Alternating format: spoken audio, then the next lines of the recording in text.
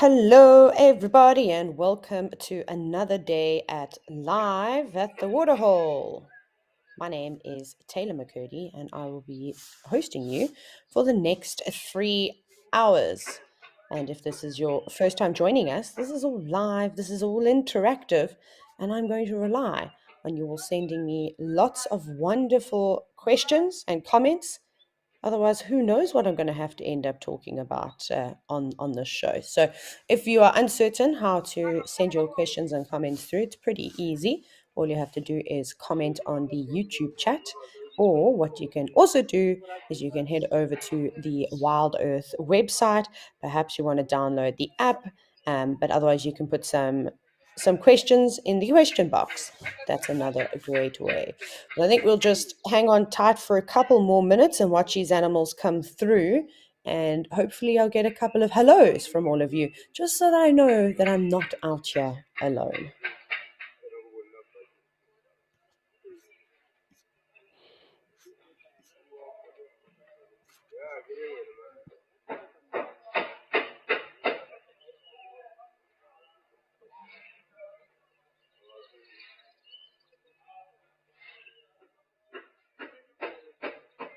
Oh no, I'm terrified. If you watched yesterday, I made the mistake of threatening everybody with singing if no one asked me questions. And now Alan has commented, I hope that I'm in the mood for singing. Alan, oh my goodness, I didn't even get a chance to sit and write anything for all of you today, which is very sad. I've got an idea for a poem though about elephants, so I kind of wrote a couple of things down for that. Maybe I'll try and sing that. Maybe that'll be a little easier. I'm going to have to sort of finish it off because I don't think it's kind of long enough. So let me actually pull my notes up. So I did try to do that. I was actually doing it while we were live, sort of yesterday. In those sort of quiet moments, I was jotting things down.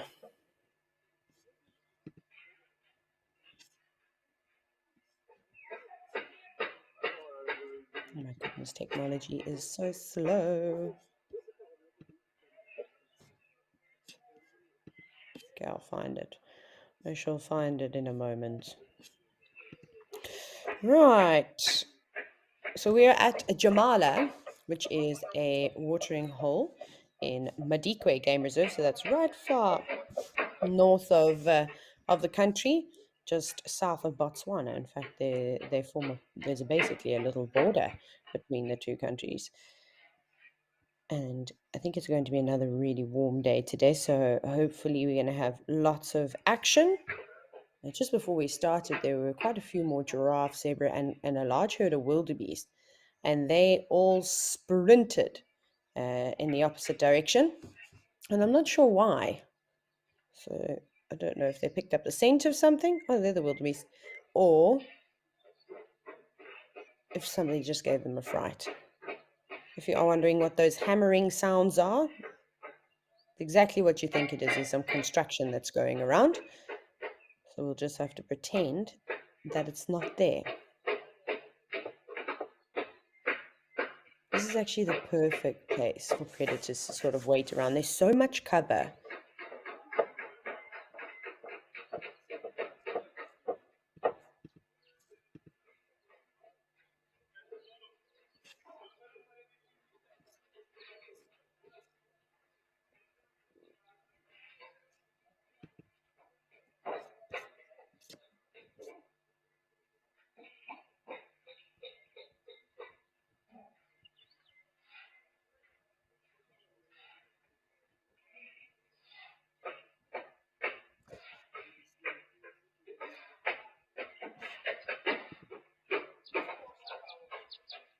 Oh, hello, Sandra.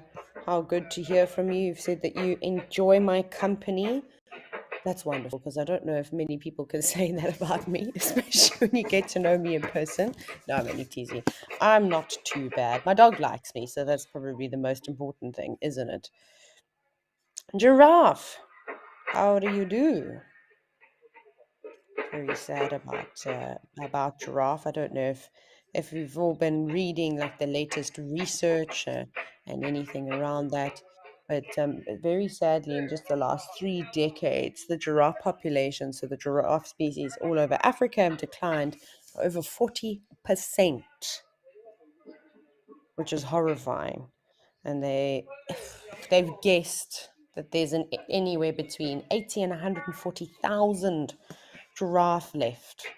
And I suspect that it is the southern giraffe of the 4 species that is doing pretty well, because their distribution and their subspecies is there are quite a few more of them, and they occur in more areas. And that's devastating. You wouldn't have thought that an animal so tall and so iconic, with their population is dwindling. It's something I don't think people realize. Just having a quick drink.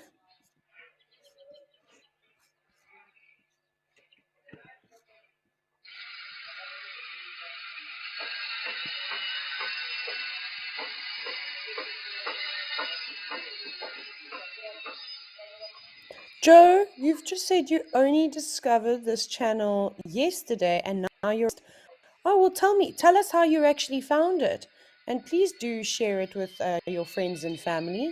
That would be really nice to do so. I suppose a lot of people are working when the show is going on, depending on your time zone. But it is quite nice to sit and watch on the weekends. As you're just waking up, relaxing. And obviously now in South Africa, it's just after 9:30 in the morning. So, and some people might not even be in bed yet, and it's the perfect time to put it on, or perhaps it's, almost your bedtime. Again, oh my goodness, you can fall asleep to the soothing sounds of wildlife and my voice. Perhaps maybe at this time I should do a couple of bedtime stories for those of you that live in a completely different time zone to us in South Africa. I don't know. It would be quite funny, wouldn't it? Sort of like animal bedtime stories, ones that you could let the children listen to. I'd actually kind of love to do that.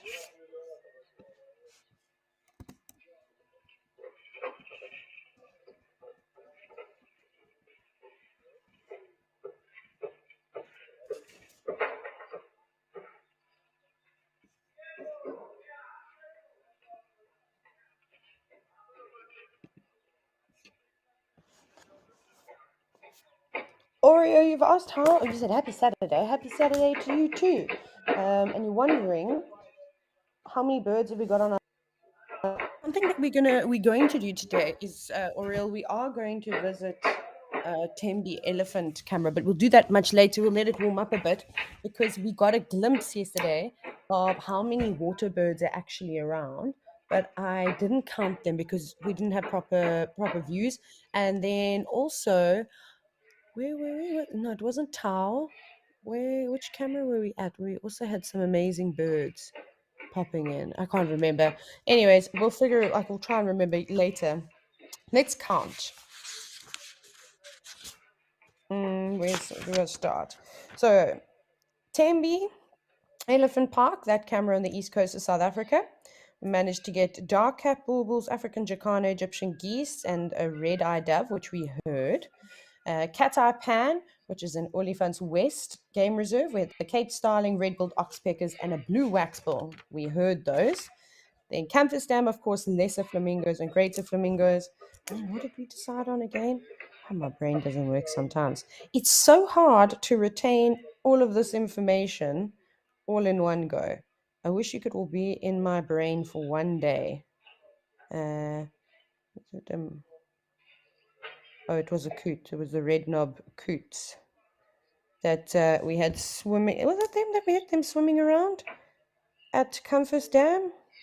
No, why did I think I saw white? No, I think it might have been a common moorhen, because I remember seeing a fleck of white. Let me write that down. Okay, so we had those. I'm just also tallying up as we go.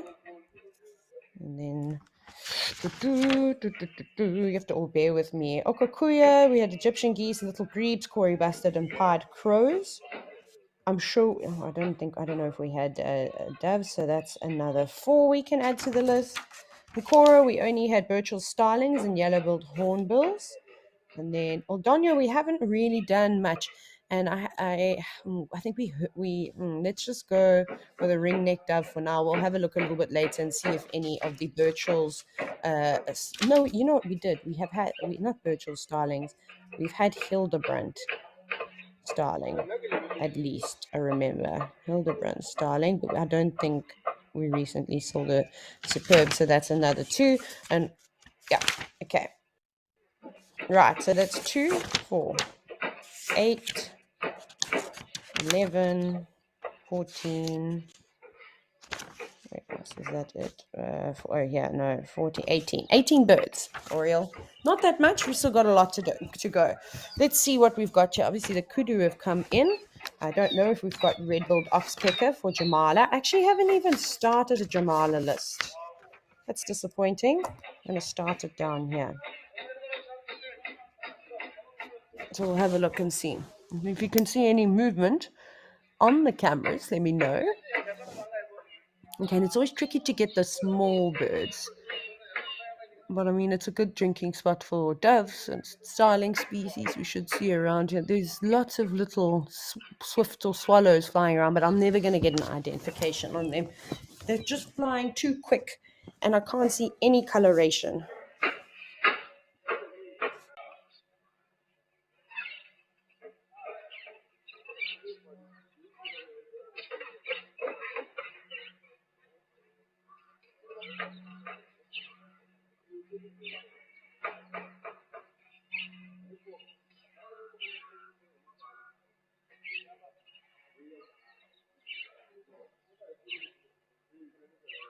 Looks like everybody has ventured away, but maybe those impala in the tree line will also make their way down.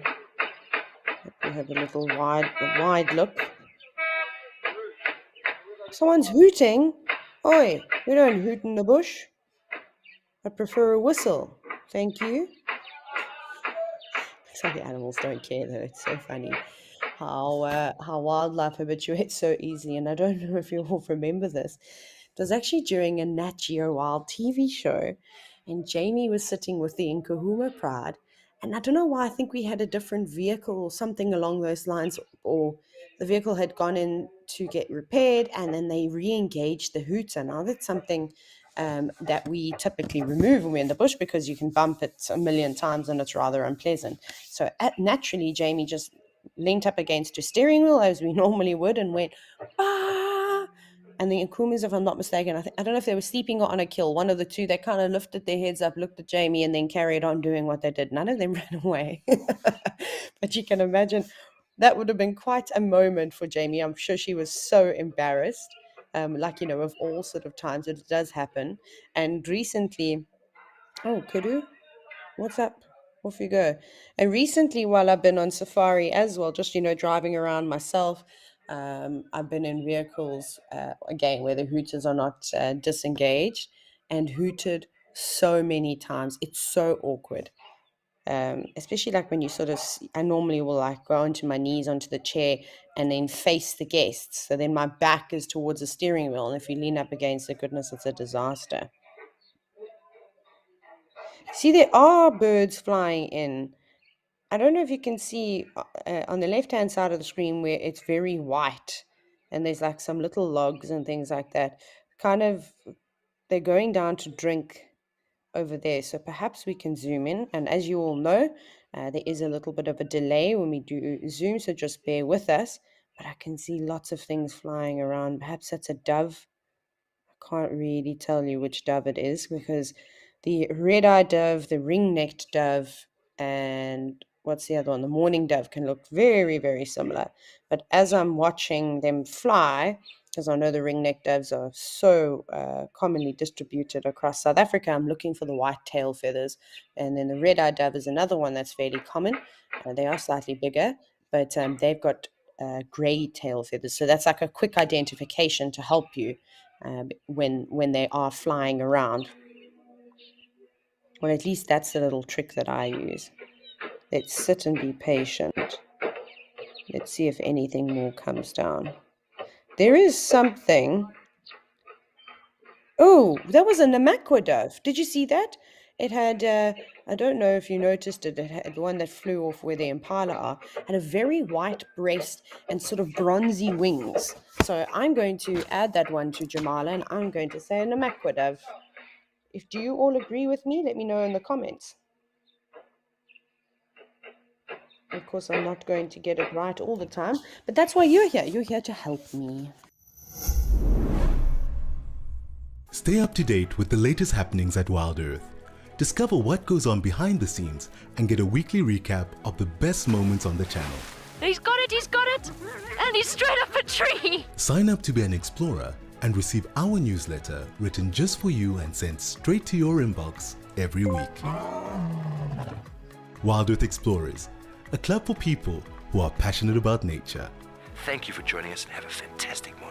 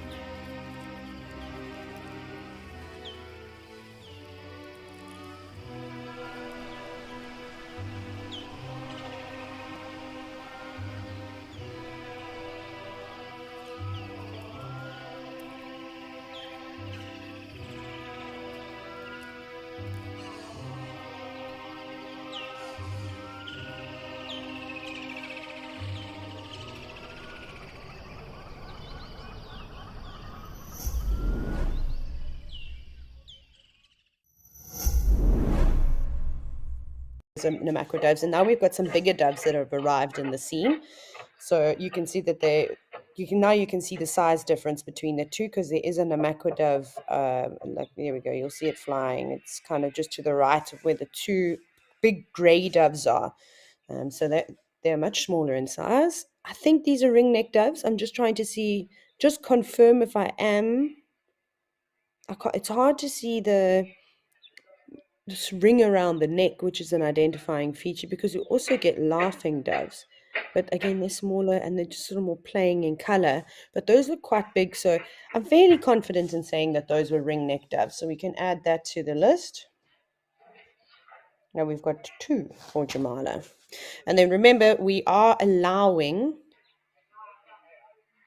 there we go, definitely a ringneck dove. The one that just sort of flew in. It showed its tail feathers quite nicely and much too big. Oh, we've got more birds. What are they? You yellow. Are you maybe a weaver species? I don't know if you can all see it, sort of center of the screen. But down below where the logs are, and then but just on the other side of the dam, closest to the camera. Oh, there's a couple of them, tiny little yellow things. Now that's going to be an impossible bird to identify. They look too big to be canary, so I'm ruling a canary out. They look more like the size of one of the weaver species.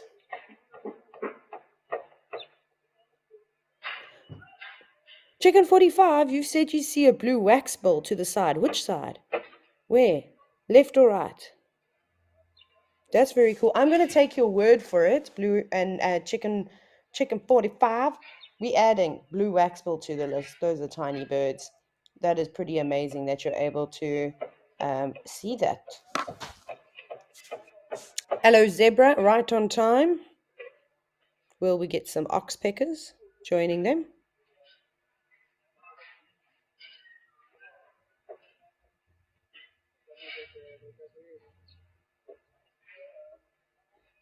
Looks like a nice big stallion coming down to drink. Look how fit and healthy they all look. He's got a huge neck, very muscular.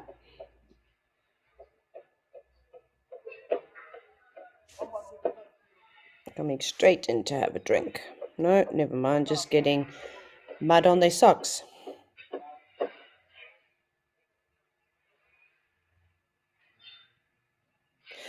Curly locks? Oh, goodness, this is such a sad thing to talk about, but we obviously talk about these hard-hitting things. You've asked, you don't see a lot of vultures. Are they declining? Unfortunately, they are. The vulture species, I'll get a statistic for you now, have declined exponentially. And if I'm not mistaken, I need to just double check. I think all vulture species are now listed as endangered or near threatened.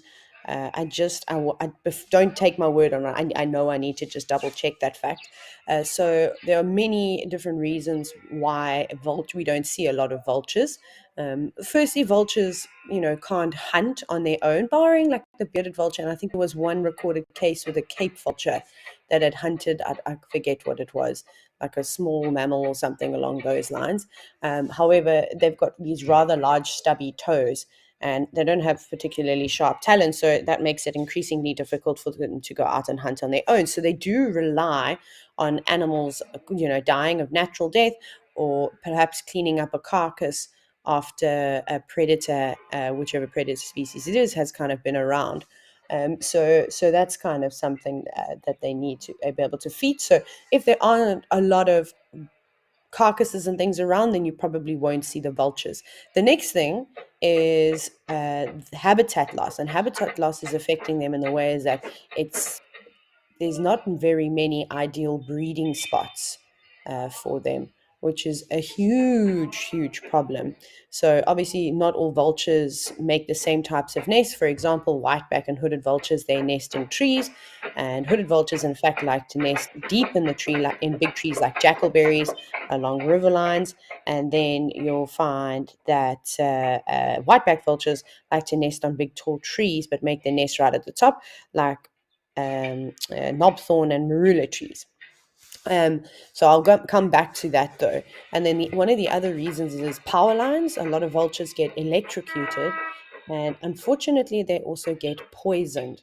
So whether it's people putting out poisoned carcasses, if they want to kill a bunch of predators or whatever the kind of case may be, they end up feeding on those carcasses, and then you get these mass poisonings where hundreds to thousands of individuals die, which is really sad.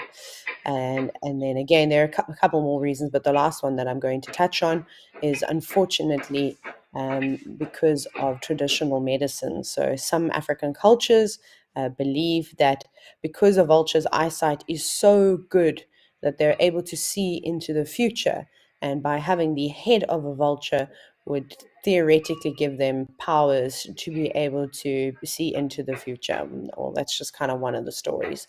I'm sure there are a couple more. So there's many reasons why the populations of vultures are declining. It's really sad. I hope that we do get the chance to see some vultures. But I did just see some red-billed oxpeckers. I don't know if you saw them. They came with a zebra. Let's put them red-billed oxpeckers by the looks of it. You can see big, robust yellow beaks, which would make them yellow-billed oxpeckers. All right. Impala boys having a bit of a shuffle there. Just youngsters, not meaning too much. Those boys were going to get a big shock this year. They're going to get kicked out soon.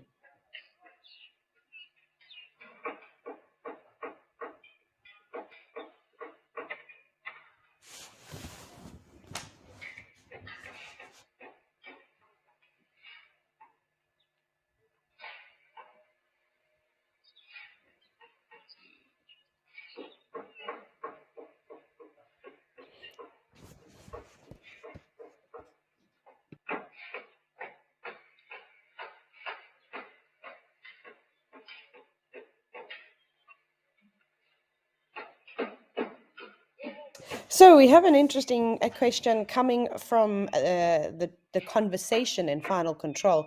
As you can imagine, watching these shows are from the inside are really awesome, and we of course do give members of the team opportunities to ask questions too. And it's quite an interesting conversation. It's pertaining to conservation and cultural beliefs. Now, I think that this is a very tricky topic to sort of converse about, so just understand that I don't mean any disrespect to anybody at all, because for the lack of better words, but I'm going to try my best here. So the question is basically how do conservationists deal with cultural beliefs or traditions when it comes to sort of wildlife? So there's many different examples of this. Let's use the Maasai, and for a very, very long time, in order to become a man in the Maasai culture, you had to go out and kill a lion with your spear, and then sort of come back with the skin. And then you were considered to be a Maasai, to be a warrior. You'd be able to protect the rest of the community from various, and normally it would have been from animals.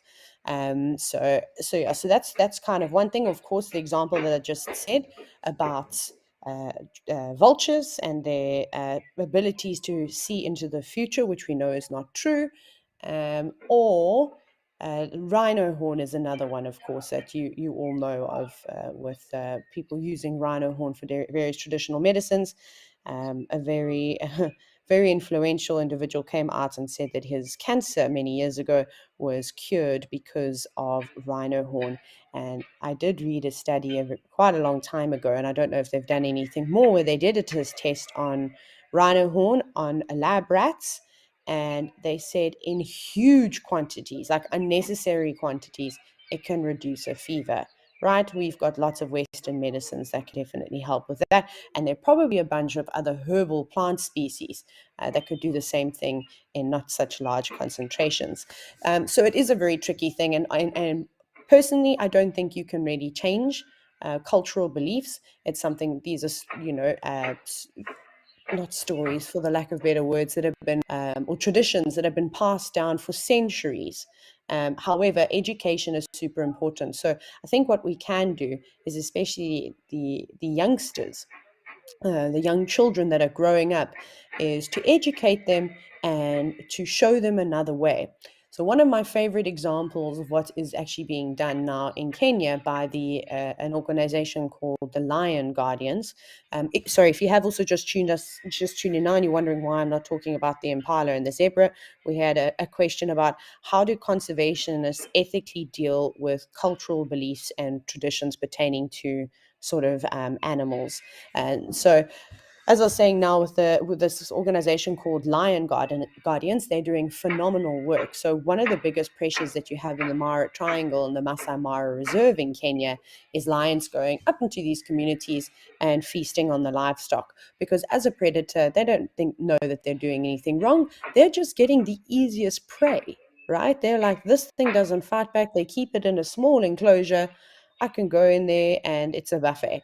So they constantly keep doing that. And we do see that happening when it's the wet seasons, when a lot of the animals have dispersed and hunting becomes a little bit more difficult. They will typically move up in there. So what they've basically done is the prides of lions, for an example, that do frequently go into the communities, and because we study these animals, they know which pride it is. They'll put a collar on one of the females, or if it's males that are giving them trouble, they'll collar one of the males. So firstly, they've got satellite tracking devices on them, super important. They then train young men how to use telemetry to be able to track the lions and have an understanding of where they are. And then what they also do is they are building predator-proof bomas. So to try and protect the livestock, they've figured out a technique to stop lions, for example, being able to come into the enclosures at night when they are most vulnerable. And then if there are lions within the area, they will go and try and chase them out in a very sensitive fashion, not chasing them out, throwing spears or trying to poison them and that type of thing. And then they also, one of their roles is that they will educate. And it's difficult to change the mindset of somebody that is in their 80s, right? They've believed one thing their whole life. it might be tricky for them to understand, but that's why we need the young minds. So those young boys that will become men are then, passing down all this information and inspiring the sort of young boys. And then what they will do is that if they manage to do X, Y, and Z, they will be considered, to be able to protect the community. So instead of having to go out and kill a lion, they perform all these other tasks, and that's now becoming a cultural norm. Not everywhere, not with all Maasai, communities. This is just specific areas, but this is their kind of aim, and which I think is wonderful. So that's just one way of kind of dealing with it. Same thing like with, I suppose with rhino horn, tiger bones, all these types of things, is that, again, it's difficult, and they are using celebrities or people that are incredibly influential to be able to talk to the public. These people are well-respected figures, and for them to be in a very, polite way explain why we need to stop, and this is only going to cause it's only to the detriment of wildlife, and eventually we'll have kind of nothing left. So it's a difficult process, one that's going to take a very long time, but I do think that the youth of today are going to be invaluable in changing the mindset and changing various practices. So I hope that helps.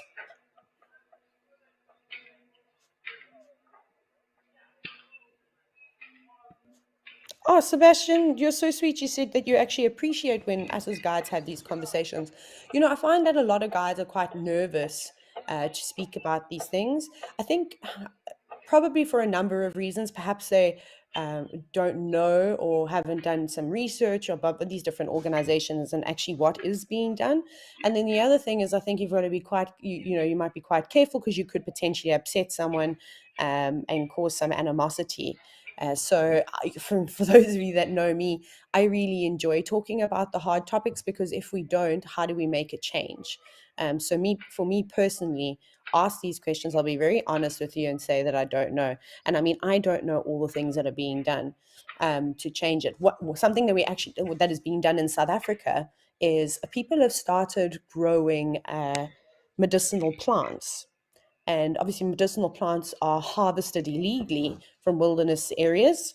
And you can just imagine, if you go out every single day harvesting the same plants in the same area, there's going to be nothing left of them. So on the East Coast, actually in Durban, they have this huge market where they'll sell traditional sort of medicines, herbal plants that have been grown sustainably. Again, it's hard to say if all of it is sustainable, or if people have still gone out to get it in certain places, we'll never know. But at least there are some individuals trying to make some change, and that is the best that I think we can do. It's difficult to put regulations. There are a lot of people who are living in poverty, and I think with what quite often happens, we put these restrictions on areas that are affluent, and that's not necessarily very helpful. We need to you should be spending, personally, I think your time needs to be spent in these more rural communities, educating and explaining, and then also showing them how to maybe do something like that a bit more on the sustainable side, and how to eventually turn it into a business that they could maybe profit on. Again, there are going to be a lot of you that disagree with me, but I'm just sharing what little bit that I know about this. And if you have got anything else to add, please do.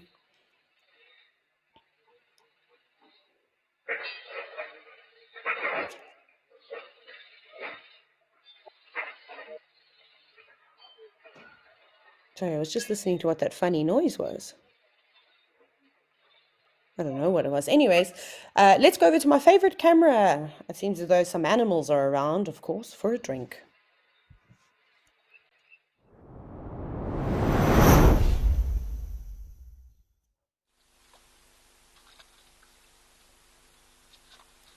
Here we are at Old Donyo. We've got the Grant's zebra, which is a subspecies. We chatted a lot about this yesterday. Subspecies of the plains zebra, and one impala. And so funny about the impala because I look obviously in the more central to northern regions of Kenya, there's not a lot of food availability all year round, and their horns are so much smaller. They look very similar to, of course, the impala that we get in South Africa in terms of their size. My goodness, but if any of you have ever been to the Serengeti or to the Masai Mara National Reserve, anywhere around that ecosystem, you will fall off your chair, especially if you're a South African. You will stare at impala for 20 or 30 minutes because you won't believe how big they are. Their horns grow about, if you look at that individual there, they grow out twice as wide and high. I'm not even joking. It looks so out of proportion. But again, this is all just due to the quality of food that is available, and it is available all year round. Um, so something to have a look at. Perhaps you can even just maybe pop into Google while you're all watching on your phones or on your whichever device you're using, and just Google impala of the Masai Mara and see some of those photos. It's crazy. I'll have to also try and post one at some point just to show all of you what they actually look like. It looks like a really beautiful day.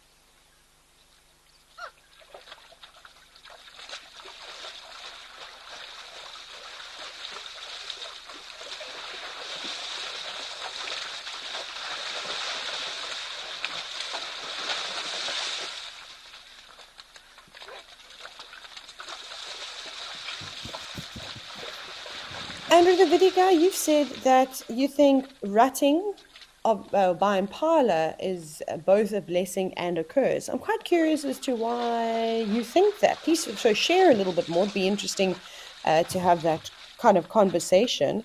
I suppose it is, but it's also very important that animals do rut or fight for dominance, because ideally we all know that only the fittest and the strongest will necessarily survive, right? And the weaker ones don't always get the opportunities to mate. It's not to say that they don't ever mate, but females too will also want to mate with the most dominant individuals, you know. This is their sort of preference too. They want to have the best chance at successfully raising young. So yeah, having those little pushes and shoves around with the impala, some of them that you've seen, they get quite violent and individuals can die. I will just determine that the strongest will survive. And then you also won't have the same individuals every single year being at the top of their game, because they're going to get older and there's going to be room for youngsters to also move in. So it's all very important. But Andrew, super keen to hear what your views on that. So please let me know and we can chat more about it. And if anyone else has a different opinion, like I said, this is a great space to have conversations. But in order to have those conversations, I mean, I can talk all day long, but I'd also love to hear from you. Maybe you've heard something, we can discuss it, or maybe you don't agree with me. That's also fine. Let's chat about it.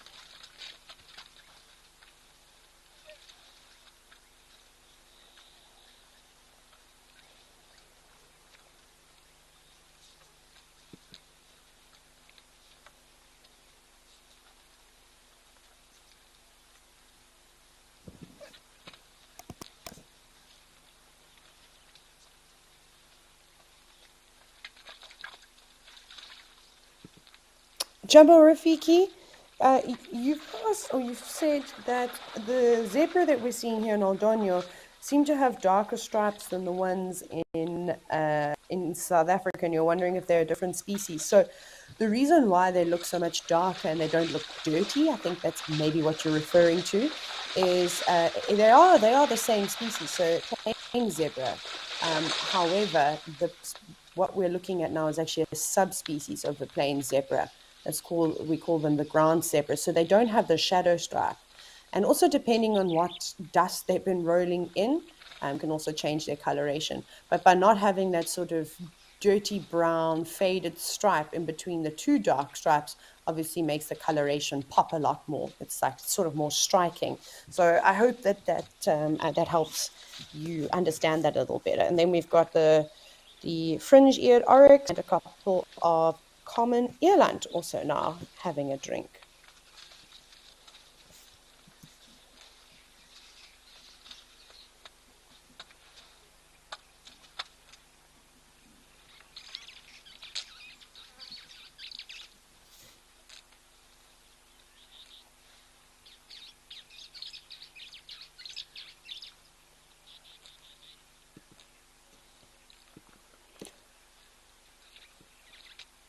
Yes, Cheryl, there is a difference between an impala and a Thompson's gazelle. So a lot of physical differences between them, and genetically they're not closely related. So firstly, impala are in their own family, Apiceras melampus. I mean, impala have also got very different shaped horns. Their coloration, they sort of tri-colored, if you will. They're also the only antelope species to have these metatarsal glands, so the little black tufts of hair that you see on their hind legs. And sorry, what was I going to say about them? They're also antelopes. So the Thompson's gazelle, they almost look like miniature springbuck, if you will. They really are little. They so much smaller in size, and with Thompson's gazelle, both sexes have got horns. Although you'll see with the females, again, the more you visit the Masai Mara Reserve, those horns of the females look like they're becoming redundant. Some of them are so brittle that have broken off completely, and quite often now recently I've only seen many different individuals with one.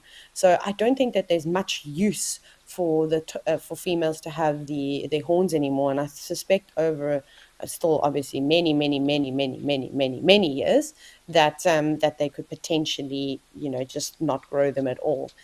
So that's what typically happens with evolution. And then the coloration differences are striking too.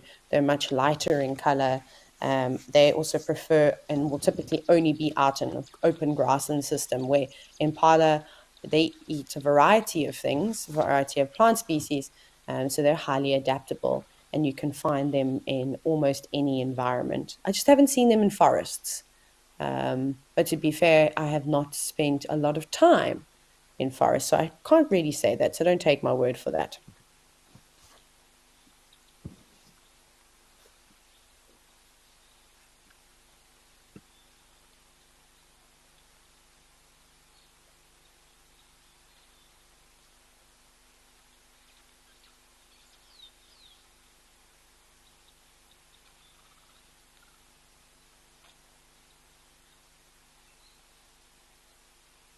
Chicken 45, you said you saw emerald spotted wood dove to the left-hand side of the screen.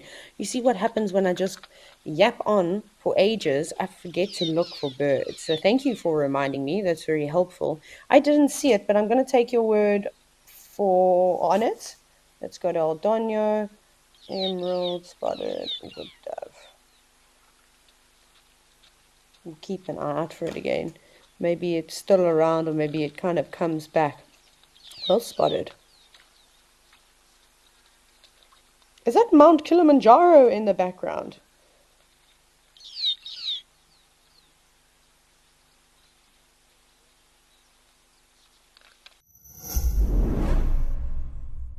Are you passionate about photography and the wild wonders of Africa? Introducing Africam's incredible virtual wildlife photo competition, where you don't need a fancy camera or to travel across the continent to capture breathtaking shots. All you need is your love for wildlife and our live Waterhole cameras. Simply tune in and snap your favorite moments as they unfold in real time. Start clicking and share the magic of Africa with the world.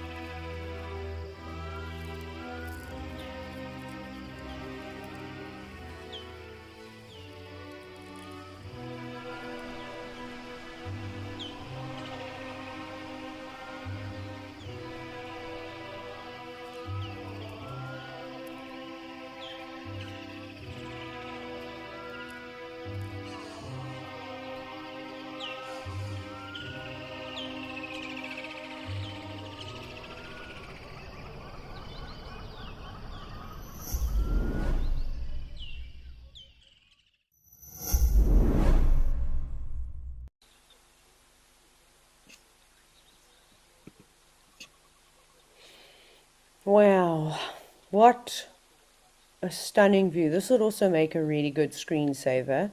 So if you are able to try and take a screenshot, do it.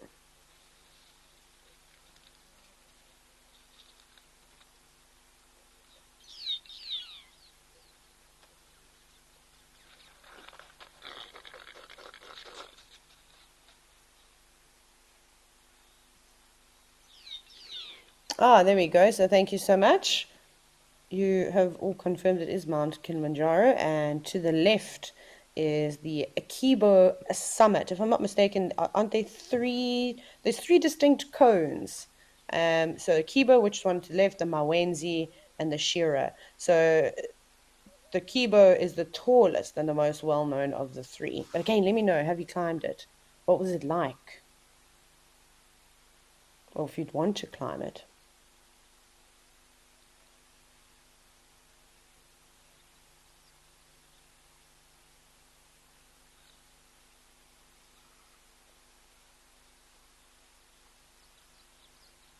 I can't imagine that there's very much wildlife that occurs on Mount Kilimanjaro, or at least as you sort of make your way higher up.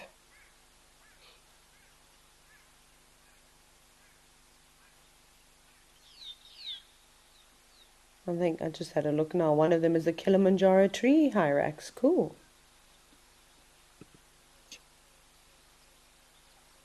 Cody Lux, you've asked, what do impala use their horns for? Lots of things, just to look majestic. No, those horns are important for fighting. Also, having slightly bigger horns, longer horns, potentially shows, dominance, Taylor, come on.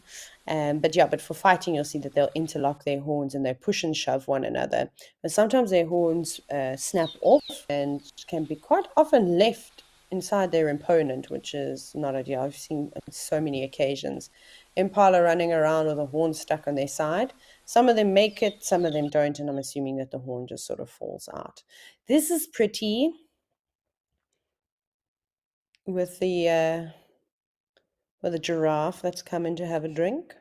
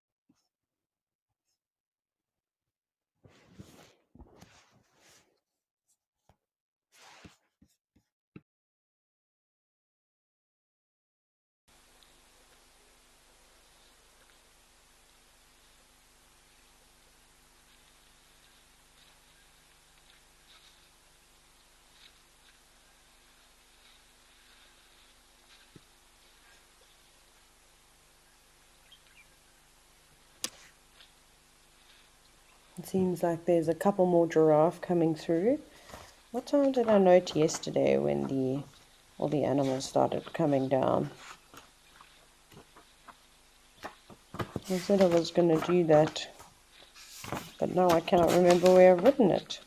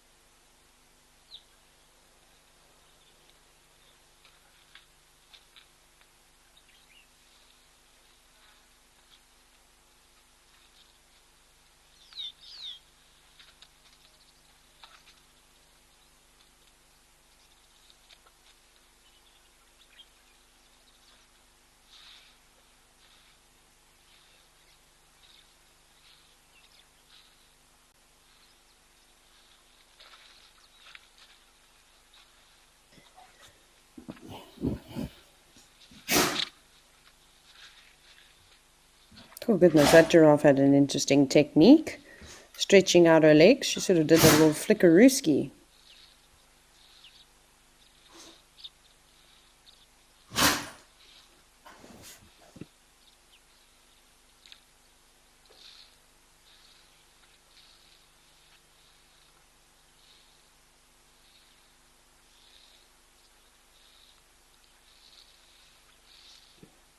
Phil from Brighton? No, sadly, I haven't had the opportunity to work for a conservation organization. I find it quite difficult to get involved because they specifically look for people who have some, I suppose, scientific background, some research background, which I unfortunately do not have. I've, of course, spent many, many hours in the field in different locations. So I think my experience with observing behaviors of animals is invaluable. And unfortunately, a lot of like researchers and people that study this realm don't get to spend that much time out in the field, which is very sad. So yeah, I mean, of course, I support a lot of conservation organizations, whether it's trying to get donations for them or, just a bit more exposure, hopefully sharing the work that they do to sort of others. But I absolutely, yeah, something that I'm hugely passionate about.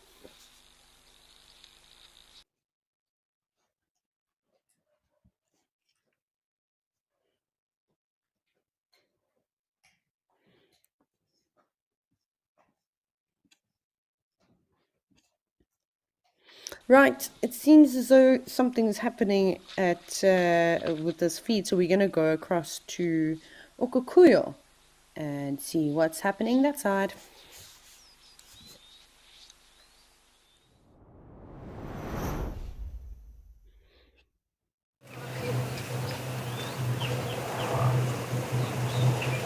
What do we got? Wildebeest, springbok.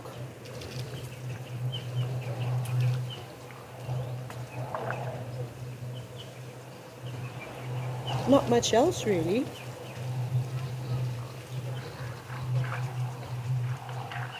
Looking a little bit on the quiet side for now.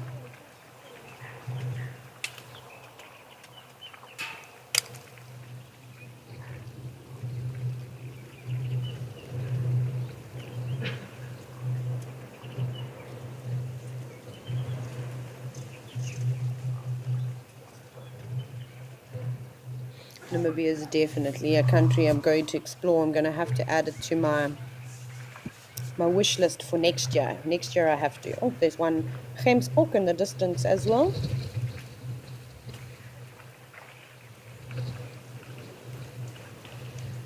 I hope that more animals do come around.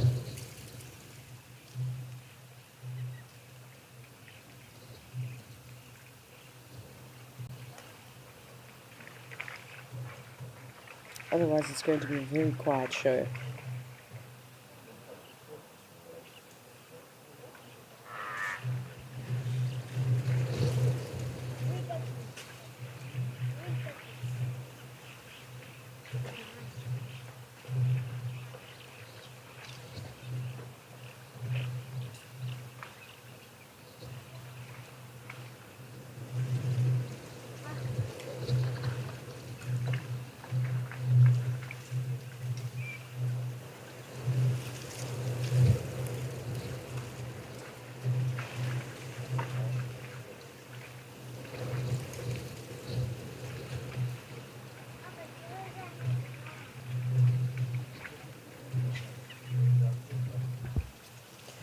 Jungle Gym, I think the African country that where did that yawn come from?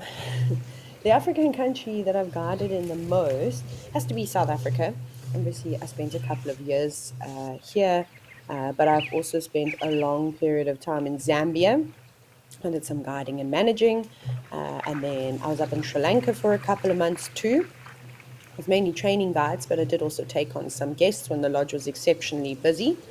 Obviously done a lot of guiding in Kenya, and I don't know if you remember, but WildEarth actually used to have a camp in Kenya, and I was there for ages. So it's South Africa definitely, and then between Kenya and Zambia. And then I've also spent a lot of time in southern Botswana and Mashatu when I was an instructor for eco training. Um, but yeah, but in yeah, it's difficult. It's kind of difficult to say. I've been very fortunate and not just gone on like sort of, I suppose, private safaris, and because then there's a whole bunch more destinations, but that's not necessarily for long periods of time. But yeah, so basically Kenya. I also do guide training in Kenya too. So Kenya, Mashatu specifically in Botswana, and then Zambia, specifically the Lower Zambezi National Park, and then in Sri Lanka it was Yala and Wilpatu National Park that I spent my most of my time in. So quite diverse, and that's obviously contributed so much to my career. That's one of the things I'm most passionate about, is going into new areas and learning about them. So like here, I'm sitting here and I'm kicking myself because I just want to get close. I want to go to this pan. I want to look at the rocks. I want to see what tree species are occurring in the background. But it's almost impossible, of course, to identify them from here. Yes, of course, I can go and try and research about them, but you'll be surprising how little information is out about, plant species surrounding a specific area. And then again, it's one thing having the list of what occurs there, but identifying it from a distance is, almost impossible. It's not going to be particularly accurate unless it's a very obvious one. And as you start to understand plants a little bit more, you'll notice that, for example, all of them will have a general shape that they kind of grow, and of course, there's factors that affect this. But yeah, so it's difficult. So it's very limiting. But of course, it's a start, and we can't know everything. So that's what would fascinate me the most. Like, I've seen lots of pictures of Etosha National Park, but trying to put it all into perspective and trying to gain my bearings is tricky, very tricky.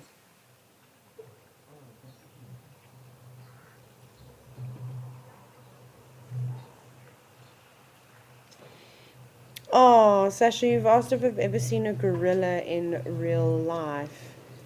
Oh, and I'm so sad because I was actually supposed to go to Uganda in June, but unfortunately, I ended up getting booked off of work for a month, so I wasn't able to make that trip, which was devastating. I am still heartbroken over it. I was so looking forward to that trip.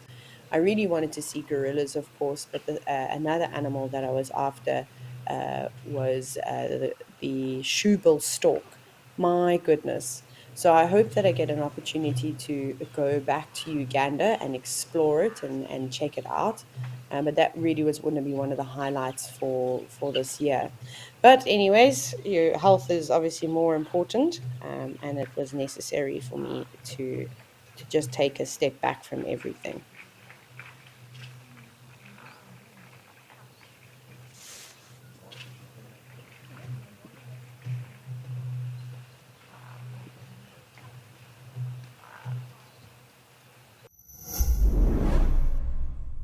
Chatting around a fire is an ancient practice that has connected humanity for centuries, and we want to keep it alive in our modern age.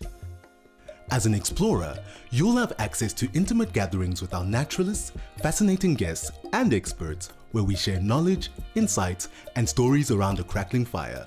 Rediscover the power of connection. Sign up to be an explorer today and experience the magic of WildEarth's Fireside Chats.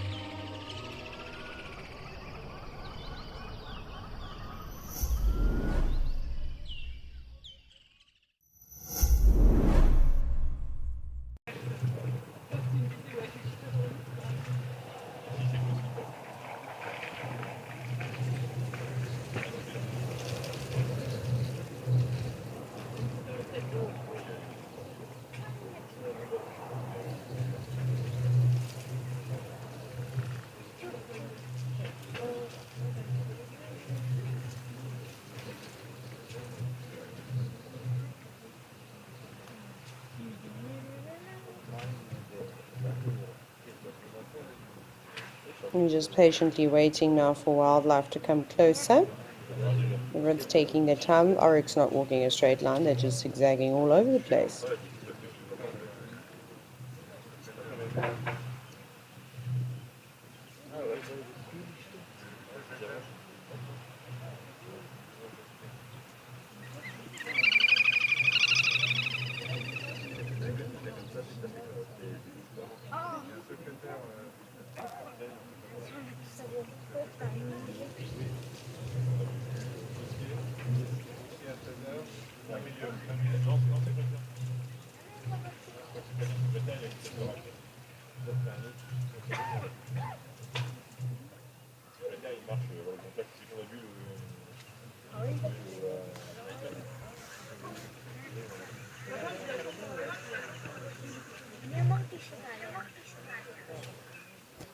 Wondering why the oryx took the pathway that they did and just didn't directly come straight along. Yesterday we were watching the elephants walking down a specific animal pathway. Maybe they were doing the same? It seems to have changed a little bit again.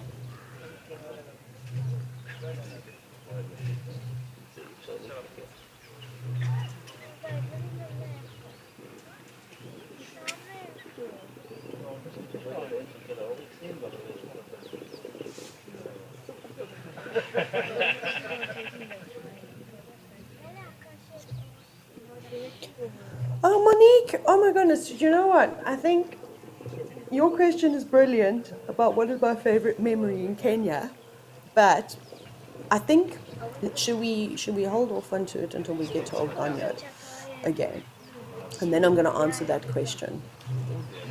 Is that okay? I hope it's fine. And then we'll just chat more about all the wonderful, amazing things that happen kind of in Kenya.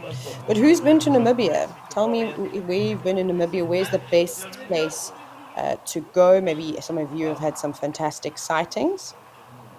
It's also good that we do take a wider view here because you never know when a rhino might come on through and have a drink of water. But of course, I'd love to hear from you and some of your experiences in Namibia because I sadly don't have any.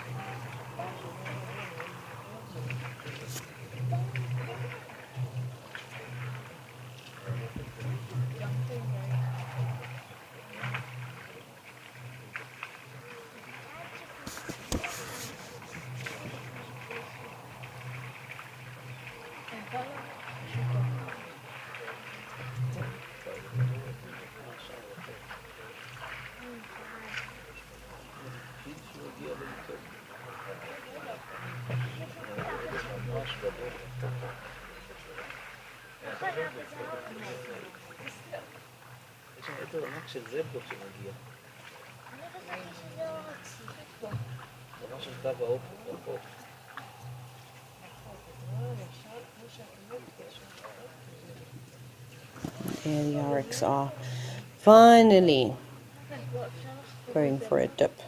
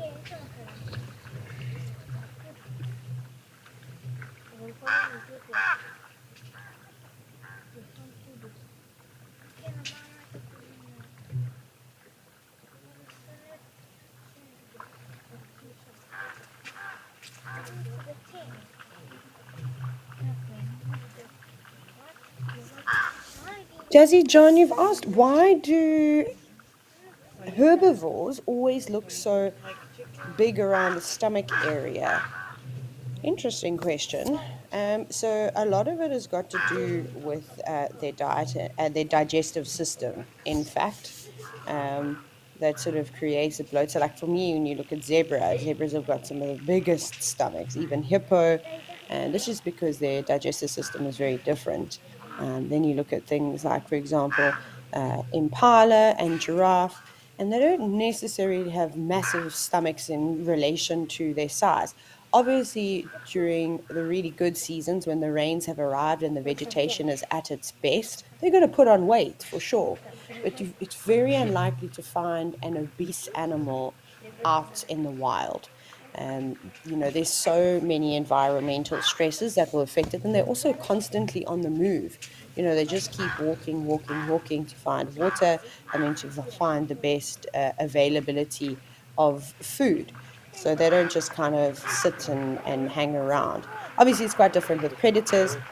You can really see how their stomachs will engorge, and that's just because they don't have food served to them on a dinner plate, or can't go to a grocery shop, or can't just put their heads down and start eating.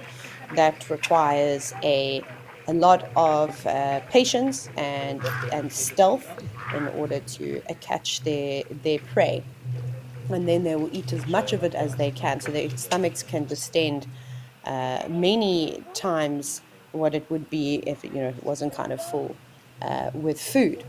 And then that kind of keeps them going for a couple of days, and then they'll kind of need to eat again. So they gorge themselves rather than like a lot of the antelope species and gazelle and elephants and hippos and giraffe and you name it. They just are constantly feeding all the time. But again, no overweight animals. Maybe they don't have to do this.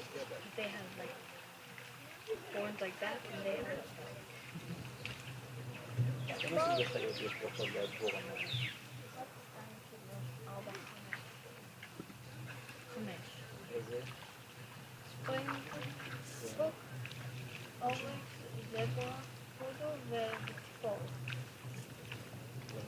Oh my goodness, Monique, you've asked if I've ever seen an okapi. For those of you that have no idea what an okapi looks like, it's the closest relative to a giraffe. They are bizarre creatures. They've also got stripes on them. They've got a much shorter neck. They obviously aren't anywhere near the height of a giraffe. But unfortunately, I think in order to see a giraffe in the wild, you have got to take some chances, because you've got to go into areas that are not necessarily the safest. So typically you see them around the DRC, the Democratic Republic of the Congo, or Central African Republic would be another good place to see them. There's a lot of work that's being done in Central African Republic at the moment.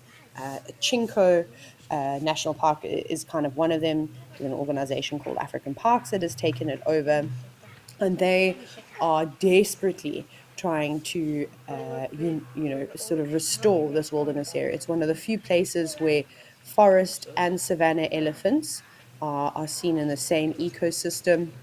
They've got the endangered northern lion. There's also eastern chimpanzee. I'm just trying to remember, and they've had some great wild dog sightings too. A lot of this has come from camera traps, which they have set out.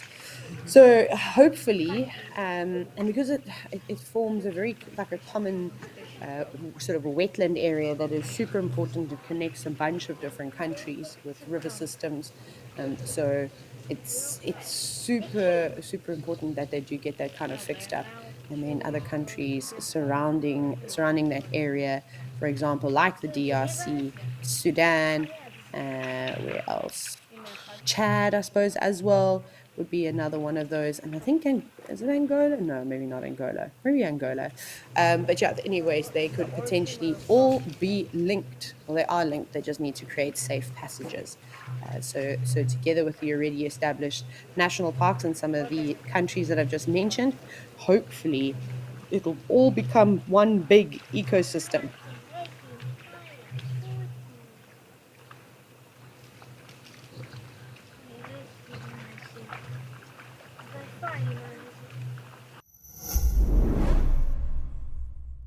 my name is Claire. WildEarth has been part of this home for many years as it connects us to the bush and the culture that we love and miss so much. I became an explorer so that other people around the world can get to experience the African bush in this unique way as well. I am beyond excited that I was drawn to win the prize at Ambakala Game Reserve for 3 nights. It is truly a dream come true. Sign up today and you could be the one experiencing it for yourself.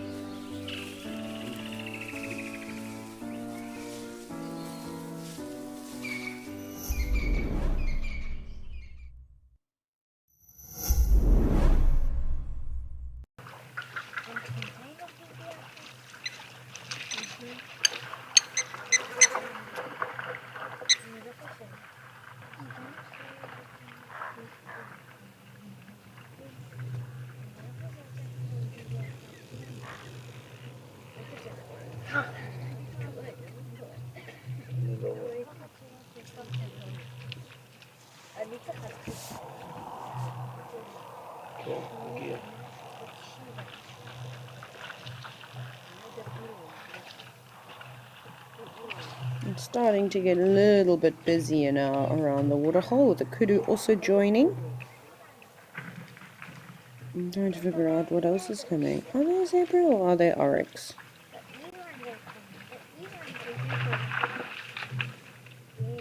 No, they look like oryx.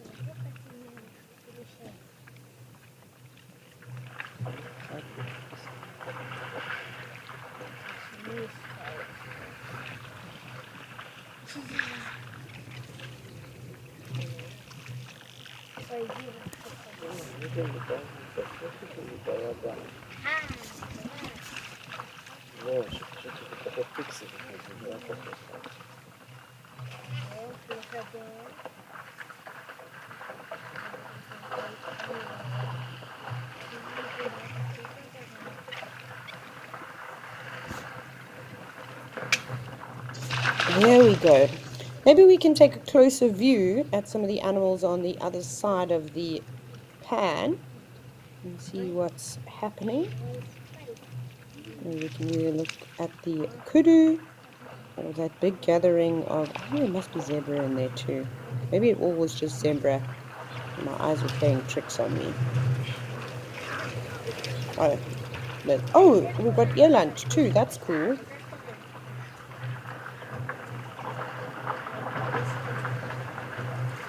And some famous or oryx. And I love that black patch that the species of oryx that we sort of common oryx, if you will. Sometimes they call it the South African oryx. they have that beautiful black stripe on the top of their rump and down into their tail.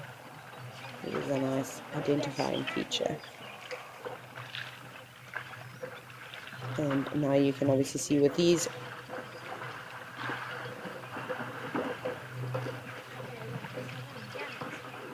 sorry, I was just saying that we have the plain zebra, but here you can see the shadow stripe quite nicely in comparison to what we've seen in Old Donyo. But anyways, let's take a break from the mammalian species, and it seems as though a crocodile has been spotted in Olifants West.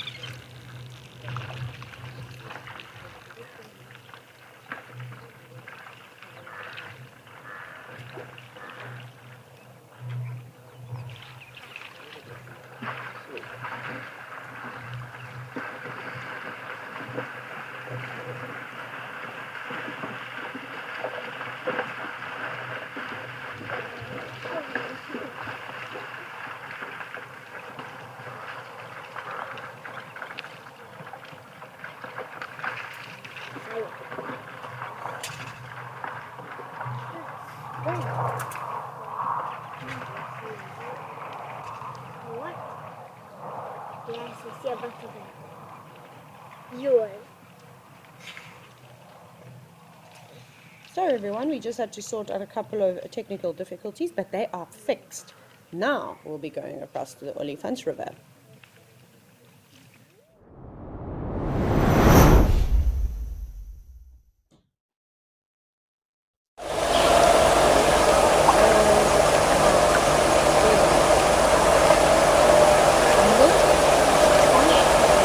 Crocodile.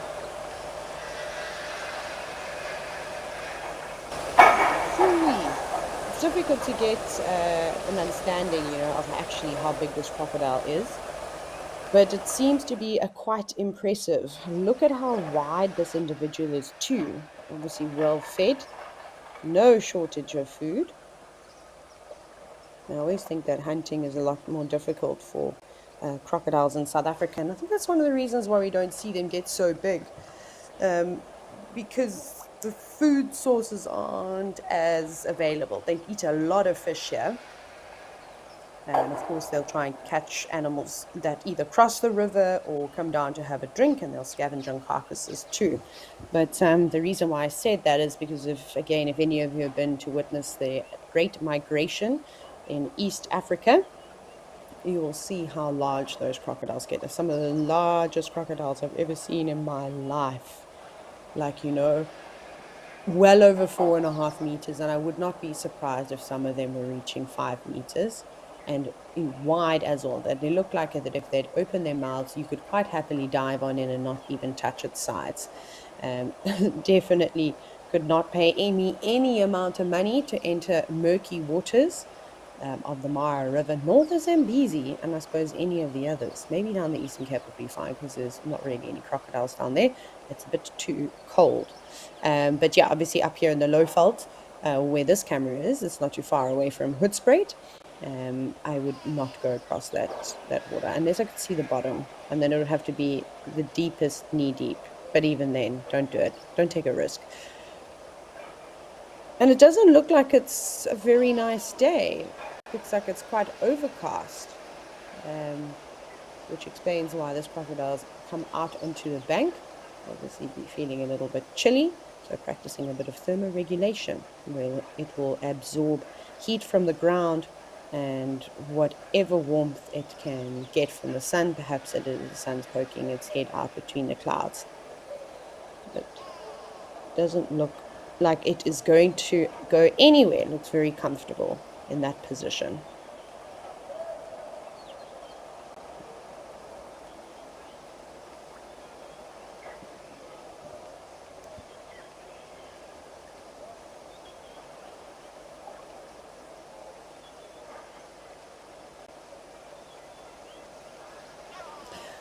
Marula Shortcake, you've asked, is it true that crocodiles don't have tongues?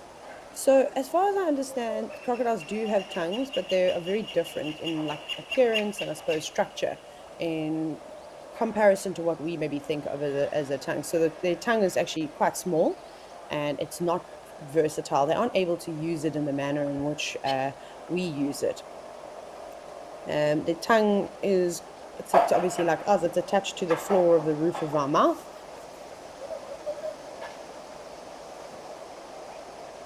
And it's not free moving. But I suppose, like all tongues, it must be able to help them navigate food down their mouths to a degree. Obviously, when you see crocodiles feeding, if you ever have seen them feeding, they'll kind of toss their heads up and like sort of gulp and let the food go down.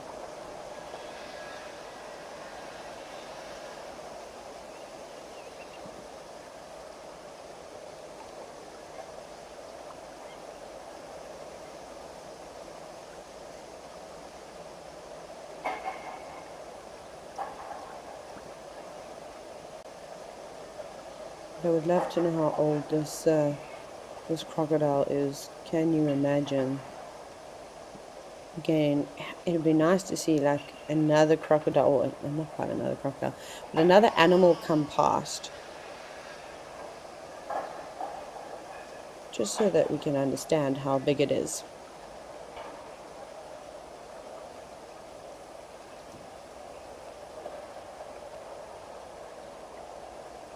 UK Wild World, great question for you. Why do birds still go into the water when there are crocodiles around? Well, it's actually quite funny. Obviously, birds still need to live if they are aquatic bird species, and it is a risk by them entering the water. Especially find like waders don't seem to mind, and I've had some interesting sightings, not so much in South Africa, but I'll talk about Zambia quickly. I've seen in the Lower Zambezi National Park on the Zambezi River, and there was a time that there were some Egyptian geese that were molting, so they couldn't really fly properly, and they were just floating on the water doing their thing, and the next minute this crocodile came out of nowhere and grabbed one of the geese. So they are opportunistic, and they'll pretty much eat anything that they can catch. And then when I was in the Selous Game Reserve, now called Nyerere National Park in Tanzania, that was really fascinating. They've got these huge sort of wetland areas, and they almost look like lakes, if you will. And I've never seen so many crocodiles in my life. I think it must be some of the highest crocodile densities in Africa. But again, don't quote me on that. But just in that one small spot, it was ridiculous. There were probably thousands of crocs of varying sizes. A lot of younger, smaller crocodiles. I think it's a nice sort of safe haven, but I also just saw some bigger crocs.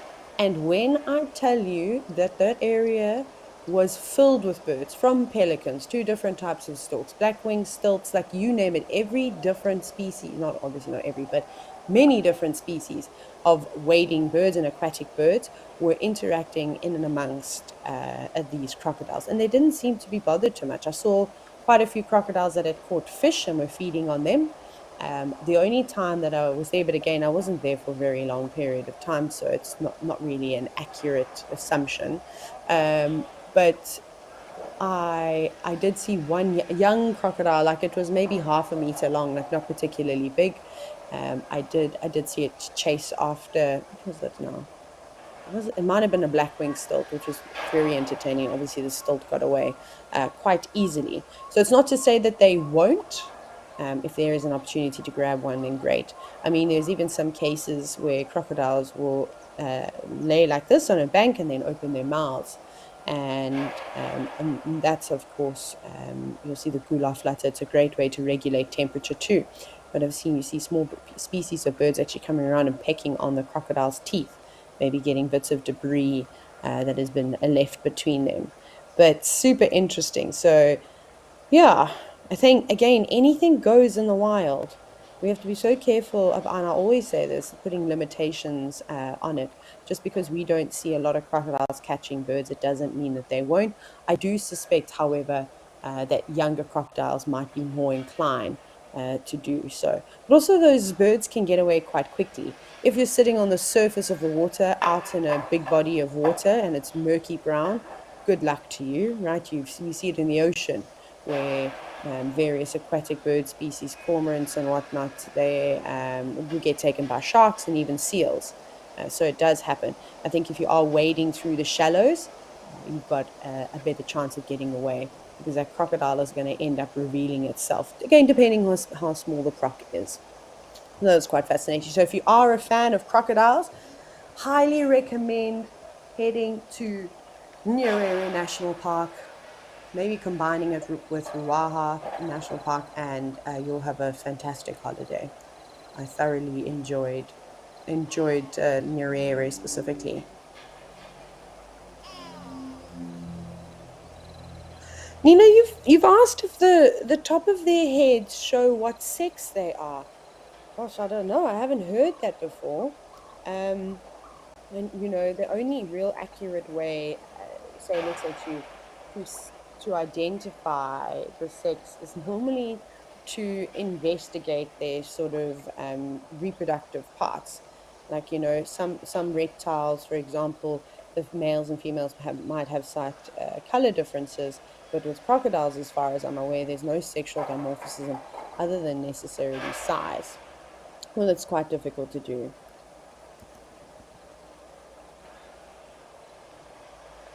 So what they'll do sometimes with snakes and lizards, if there isn't any sexual dimorphism, is they will actually have to insert the fingers into the cloaca and feel from there.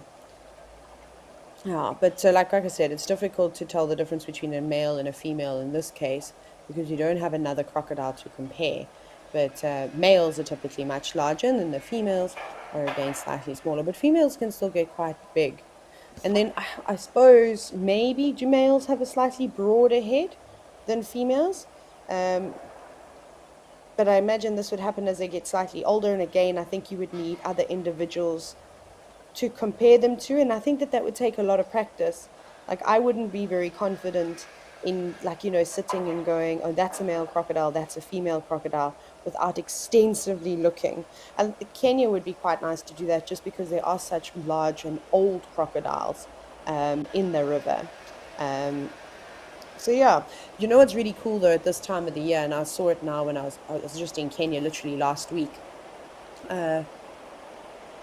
So with it's breeding season at the moment is actually what I'm trying to say. So the behavior of crocodiles is super interesting. So there's a lot of, like, a bit of, not quite territorial fights, I suppose. A lot of younger crocodiles that are trying to take chances, and the big males have been chasing them away quite a bit. But then you can also see the courtship displays, which is fascinating. I don't know if any of you have ever seen male crocodiles. They sort of vibrate the water around them. It's crazy. And then there's normally a little bit of a chase afterwards.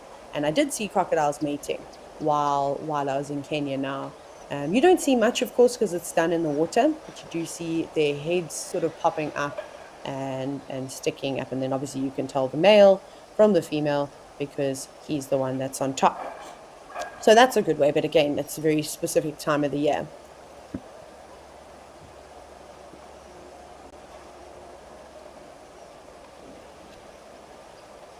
George C. Boxing, yes, absolutely. Crocodiles do predate their own species. They're cannibals. They do not discriminate against anything that they'll feed on. So, especially younger crocs, I find are more of a risk, and that's why you'll typically find, again, not always, but a lot of the time, younger crocs move out of these big river systems where the larger crocodiles will be inhabiting, and will move into areas like maybe more streams, or sort of shallower sort of places. So that's what I've seen a lot of. We see the same thing actually with terrapins. You'll find that the really large terrapins again will be in the larger bodies of water, and then once those little eggs have hatched, I suppose they move to the closest source of water, but they do spend a lot of time in puddles, like puddles that are going to dry up eventually before moving on. And there's less competition in those and puddles, and also maybe they don't, because a lot of them, like say, are on the roads. There's not a lot of bird species that are hunting specifically in the road, so it's a good way to evade competition. There also could be a lot more cover in streams for these younger crocodiles. If there's a bit more vegetation around, they can hide amongst that, because they are a different color. They're a little bit lighter, and that can also help with the camouflage to keep them nice and safe. But sadly, not very many crocodiles, young crocodiles, will make it to adulthood. If they say crocodiles lay anywhere between 50 and 70 eggs, you'll be lucky to have one individual make it to adulthood. So yeah, I don't know if that's necessarily a bad thing. Can you imagine if every single crocodile made it to adulthood? But then I'm quite interesting to see what studies are going to come out of Nyerere National Park. Actually, I must look at. To be honest, I haven't actually looked to see if there's specific conservation going on for the crocs in Nyerere National Park.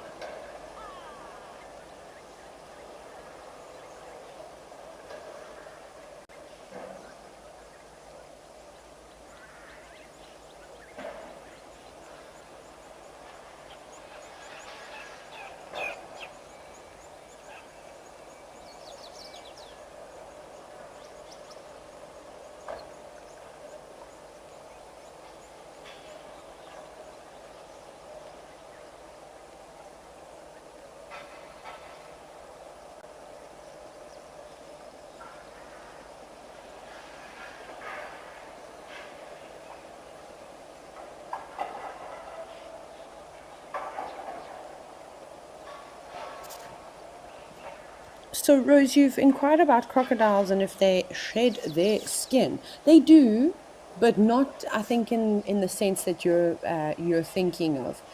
Uh, so it's very different from what we see, like with snakes and some of the lizard species, where they'll shed their entire skin. Sometimes it's off in pieces, but quite often they're able to, if they can hook it enough and are patient enough, can rip large chunks of that dead skin right off.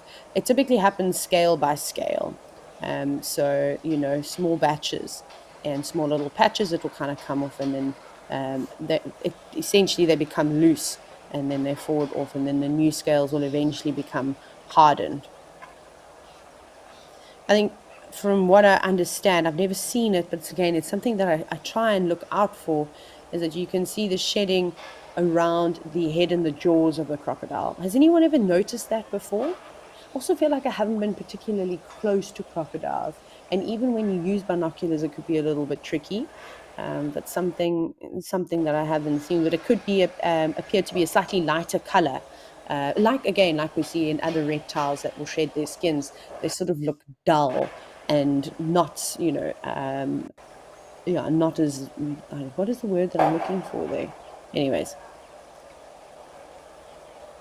maybe it's because they're in the water all the time, so it kind of soaks off and we don't necessarily see that process. But I have never ever noticed it on a crocodile, but I will keep trying to have a look.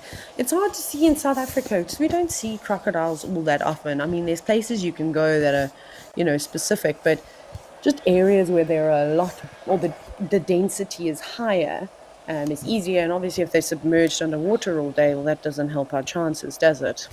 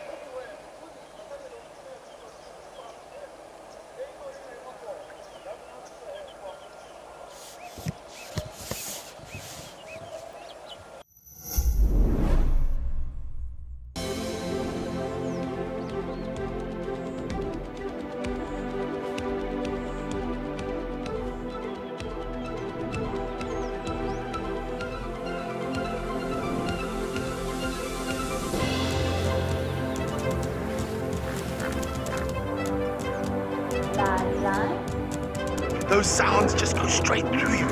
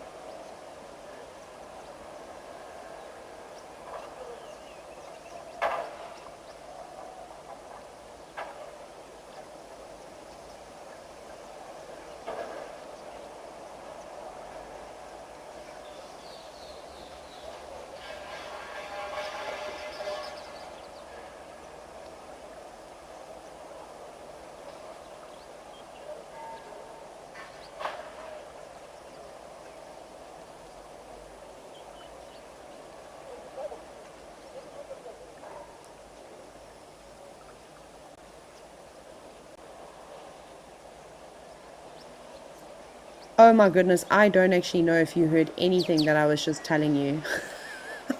I was talking to myself. I'm sorry, everybody, I muted myself. I was going on and on and on about this study that I found, and I'd actually started reading the one table, so I'm going to have to do it all again. Anyways, so remember I was telling you how the most amount of crocodiles I've ever seen is in the Selous Game Reserve, now Nyerere National Park. I can't believe I did that. It's a very old study. It was done in 1999, so it's really not accurate. I would have to try and look for some more, but this is the first one that sort of popped up. But let's talk about two lakes. So the lake I've spent the most time on is Nzerekera, and then another lake that I also popped onto was Tagalala. And Nzerekere, let's do this. So 91, they had, this has all been done from an aeroplane or aerial view, or aerial surveys, sorry. There were 79. Then in 95, the population jumped to 139, 96, 187, but then sadly declined to 145 individuals. Something we must take into consideration, that viewing crocodiles from air is obviously not going to be 100% accurate, because if they're submerged in the murky waters, it's going to be difficult to, of course, see them. And like I said, a lot of the younger, smaller crocodiles might be inhabiting different areas other than the main big water systems. And then at Lake Tagalalala, 91, 108 individuals. 93, they did a survey. They counted 304. 95, 319 crocodiles. And 96, it's almost 600. And then sadly, again, in 1999, the populations all took a decline. So I'm not sure what happened there, if it was a drought or if potentially there was increased hunting, because the thing about the Selous Game Reserve, when it was still called the Selous Game Reserve, is it was notorious a hunting area. Only just recently has it become a photographic site. So there are some improvements, and conservation is definitely changing. And that's interesting. I'll see if I can find another one. Let me have a look. Like I said, I just literally was sitting here. This is actually something else that's really great about doing the cameras in these quiet moments. It is nice to just have a look and read a new little research paper, or if you do ask me a question that I'm not 100% certain of, then I can comment on those, and then later on, if I've found something. Let's do recent. I just changed the way that I did that study. Oh, here we've got 2004. Gosh, there's one in 1972. We won't do that one. Maybe shall we check out this too? I don't know. Evidence of declining Nile crocodile populations. Let's see that one. That's 2011. That's kind of it. But this was not at the lakes that I wanted to. This is in South Africa. But we are noticing a decline in crocodiles, sadly. And where I heard about it most was actually when I was in Kenya. I was told about a crocodile breeding site that is on the Mara River, but it's not open to the public. And it thankfully, where it is, the vegetation is so densely packed against or along the Mara River that there's no view of it. And I think that is good, that we sometimes keep things to ourselves. Sorry, my picture's just frozen there. I'm not sure if you can still hear me.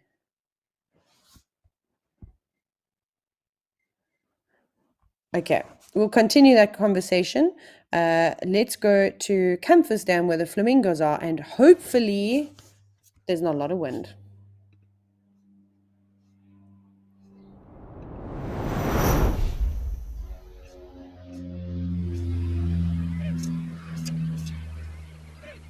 We can hear an aeroplane flying over. Oh, this is much better. So sadly, we haven't been able to visit Campus Dam over the last 2 days because the wind has been howling, and the camera was just shaking so much and you couldn't hear anything. I can't actually hear very much now. Perhaps we can put the ambient up a little bit. So it's quite nice to have a still day at Campus Dam, which is located in Kimberley, and one of the most important wetland systems Thanks to, I think, if I'm not mistaken, this dam is over 400 hectares. So what is that? I always try and guess in acres. I'll have to pop it into Google, but let me guess before I check it. Is it like 900 and something acres? Let's double check. Oh, no, no, that's wrong. Sorry, I didn't do that wrong. Typed in the wrong one. Oh, there we go. 988.4 acres. That's not too bad. We get so good at guessing. So obviously, it's really difficult to remember conversion all the time, and my maths is not that great. You can ask any of my school teachers. I didn't pay attention enough, nor was I particularly interested, to be honest. But anyways. But very important breeding site for the lesser flamingos. In fact, it is the main breeding site for lesser flamingos in South Africa, and that's because of this island that's made of mud and soil, which is great nesting material, seen as though they make these sort of mud nests.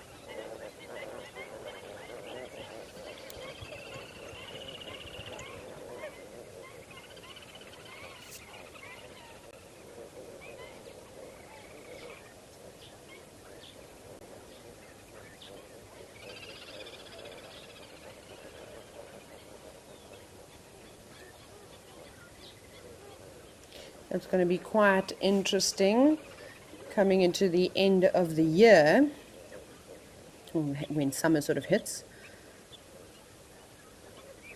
And hopefully we see thousands more flamingos all coming to breed here, because they're sort of communal nesters, if you will.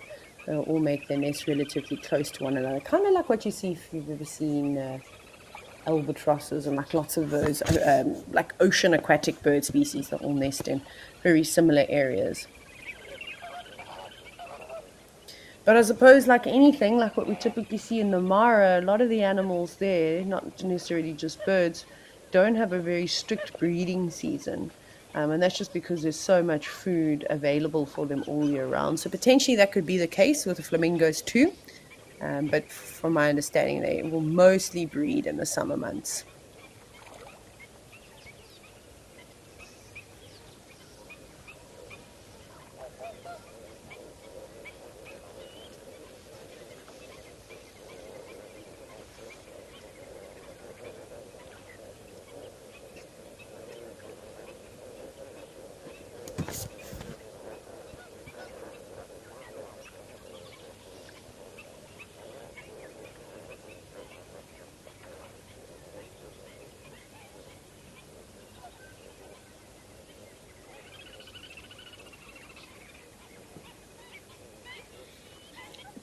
Julia, you've asked, do wading birds mostly belong to one family?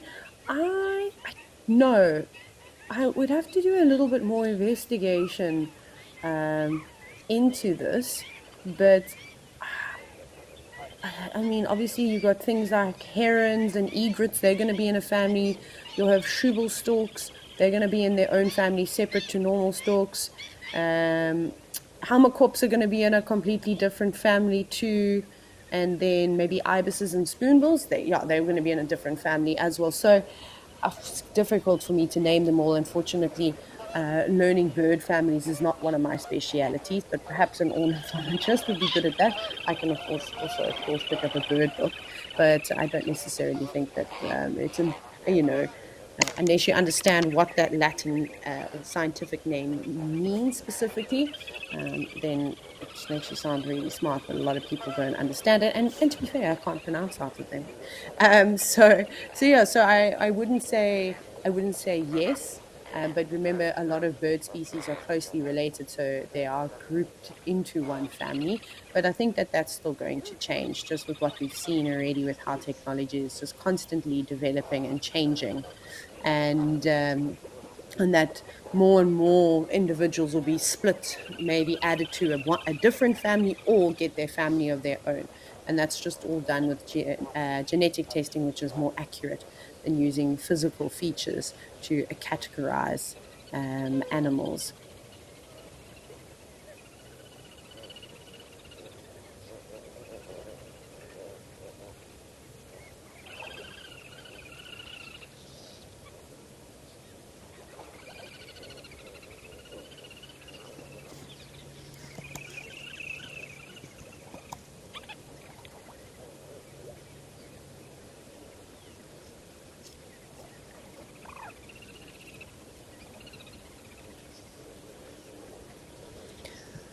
Shirok, you've asked, do the flamingos nest in the water? No, so that's why that mud island that I was talking about that Compass Dam has is super important. And so that's kind of what they're going to be utilizing. So they're going to use that mud flat, if you will. It's typically made out of mud, but they might use stones and anything else that they can kind of find within the area. But it's sort of like a heap structure. But yeah, if they build it in the water itself, obviously those water levels can rise. A lot of it is because of rain, and then that will be detrimental to the nesting. You can imagine the eggs won't be able to be incubated. Maybe they even float off. But they don't lay very many eggs, one or two, and then it will be quite lucky if both of them make it to adulthood. Not actually a particularly long incubation period either for such a large bird. Sometimes they can go on for a bit longer. So with smaller birds, it's normally about 30 days, that incubation period, or just over. And then with the flamingos, it's about 4 weeks, 3 to 4 weeks, somewhere around there.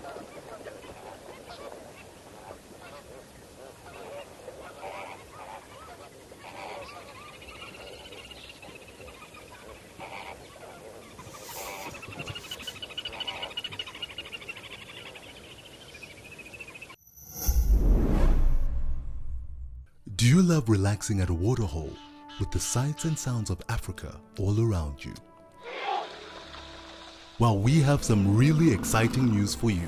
From August 1st, Africam is joining forces with WildEarth to bring the majesty of Africa right into your living room with 9 incredible new waterhole cameras from across South Africa and Kenya.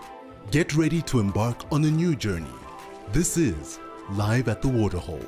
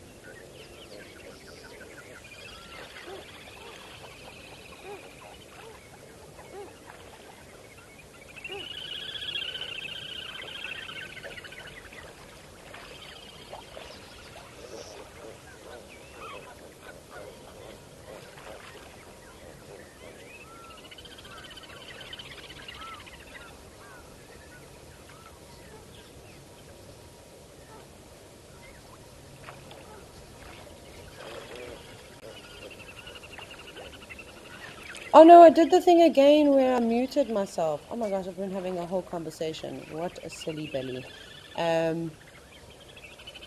Whoever asked the question about are there crocodiles here, my apologies.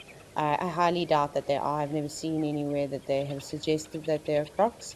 I just keep focusing on these birds. What is that? Is it a black-winged stilt? Why do they look so big? Surely that's not a black-winged stilt.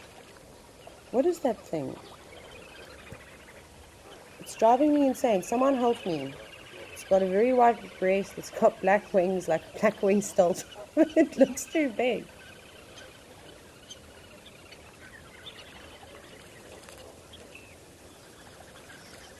I don't think it can be a pied avocet. It looks like it's got too much darkness on the wing.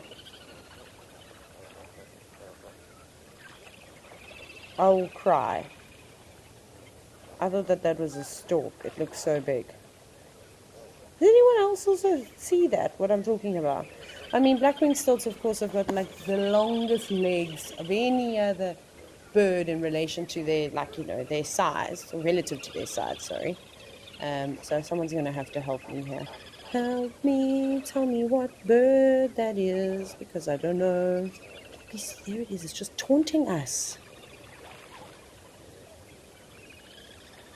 Also, I must say, I've just opened the YouTube stream just to have a look, and this is so much clearer than what I can see. Wow.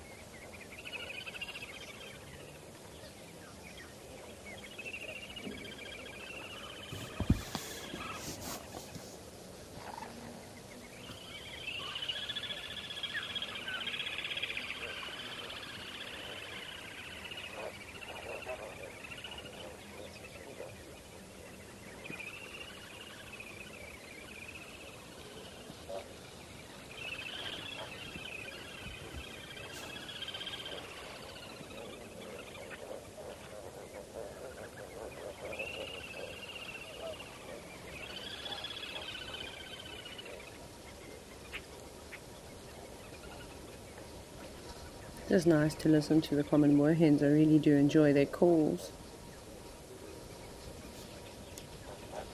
Flamingos, you guys are not up to much. Just chilling. We'll just watch them. Hopefully they start feeding or do something exciting.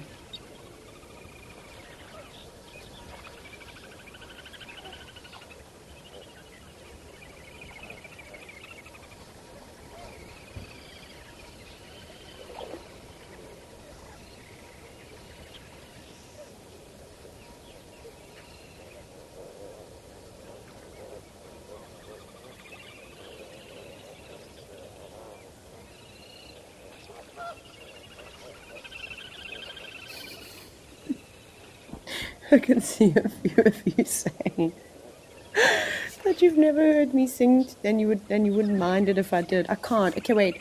When we eventually see an elephant, I'll share the poem.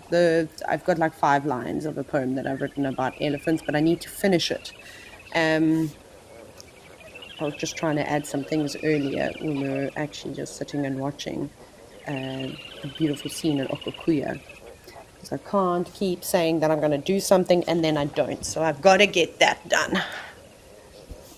Can't be having anybody else being disappointed in me. It's stressful enough.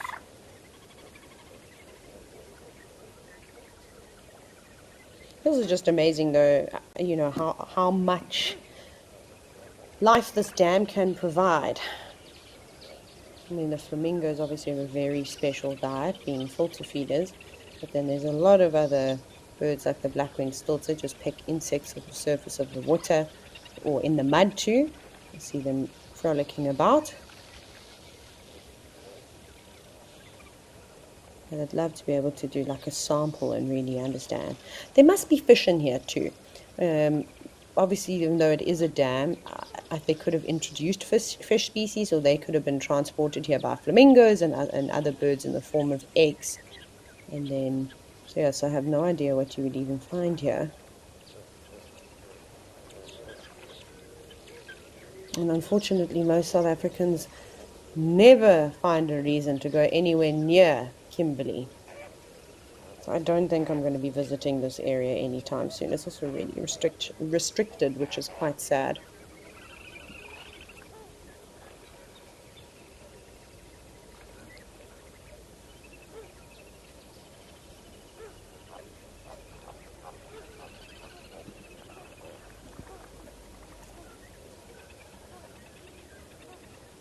It's also Catter Day today.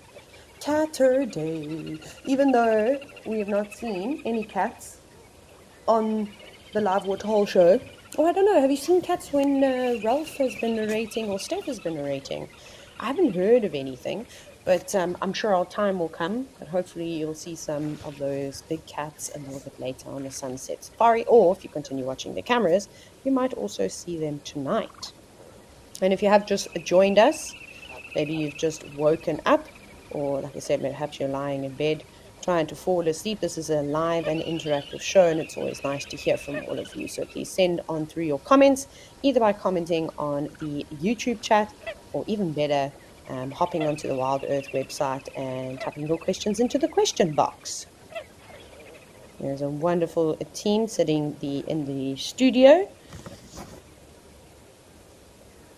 waiting for your questions so that they can send them to me.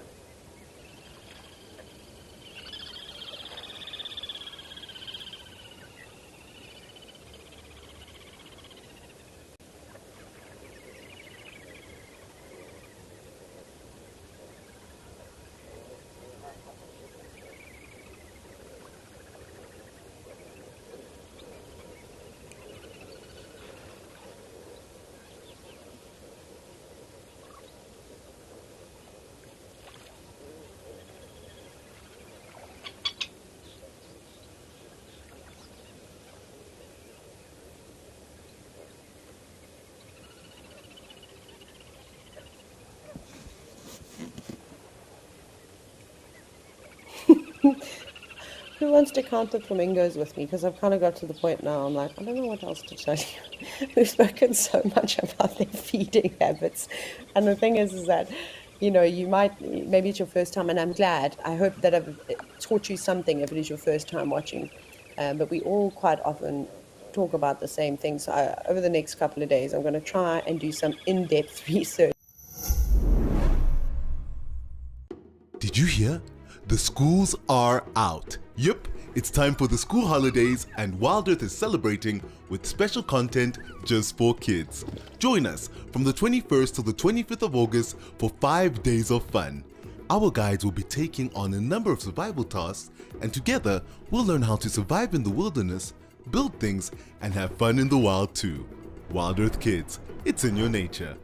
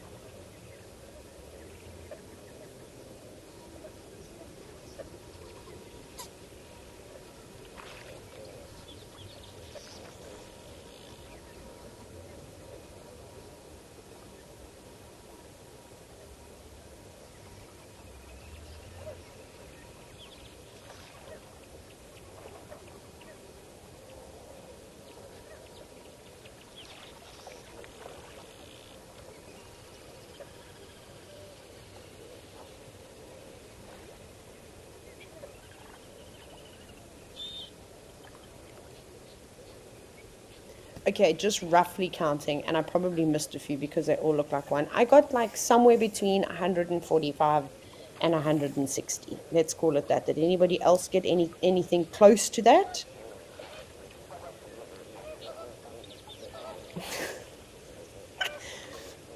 I see someone just said, "Don't count, Taylor, you'll fall asleep." Ah, I almost did. Maybe that's a thing that we should do in Africa. We should stop telling people you need to count sheep, but instead count flamingos. That could be, yeah, something new and maybe a little bit more entertaining. Yeah, I can't believe that I just did that. I don't know what else to tell you. I don't know if there's anything else happening at any of the other cameras. Maybe we can go and check that out.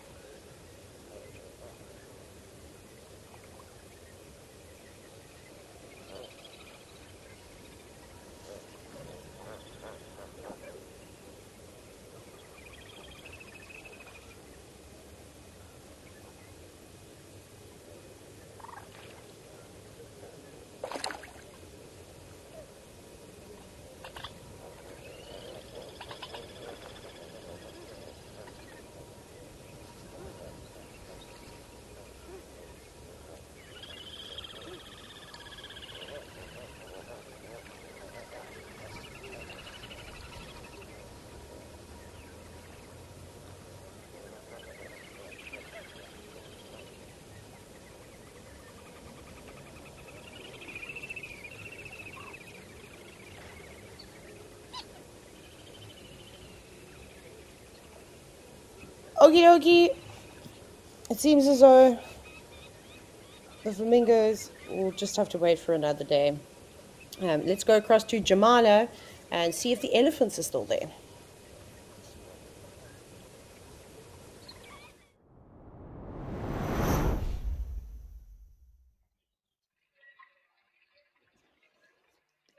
Yay, elephants. Someone has to remind me, where were we? Were we at Tao yesterday where we saw all those water birds? I'm just trying to think. But anyways, we're going to watch the elephants now, obviously. And I know I had a question earlier about elephants, and I said that I'll tell you the story when we watch some elephants, but now I've completely forgotten it. I am hopeless. It's probably because it's the weekend, to be fair. My brain is not on work mode. So if it was you that asked me the question about elephants that I said, I will answer the questions when we see some more elephants. Now's your time. I should have written it down. But a lovely breed and herd. I think we also had such a nice sighting of them here around a similar time. I think summer is going to arrive a lot sooner than we think. The Lowveld area has got extremely hot, and Madikwe is much further north, right on the northern border of South Africa, and joins with Botswana. And there, the summer temperatures are extreme. I don't know if anybody knows what the temperature at Jamala is today. I'm going to guess. I'm going to say it's 34, 35. We'll wait for the confirmation. Impala coming down too, zebras in the tree line. And does the waterhole look a lot more full than it did yesterday? They must have pumped some water in overnight. I don't know if I'm making that up. Yeah, it does look like there's a little bit more water. What? I've just been told that it's only 26 degrees currently at in Madikwe. No ways. That's ridiculous. I'm going to check the weather where I am right now because I feel like it's probably not 26 degrees. Of course, I've had to delete my weather apps because I have an addiction problem and I follow what's going on with the weather, it's really an issue. I'm also sitting inside, so it's difficult to tell. Oh, never mind. It's only 18 degrees Celsius where I am right now. Gonna be chilly. Ooh. And then when I go back to Hoedspruit, it's gonna be nice and warm, which is great. Were we able to find that question again?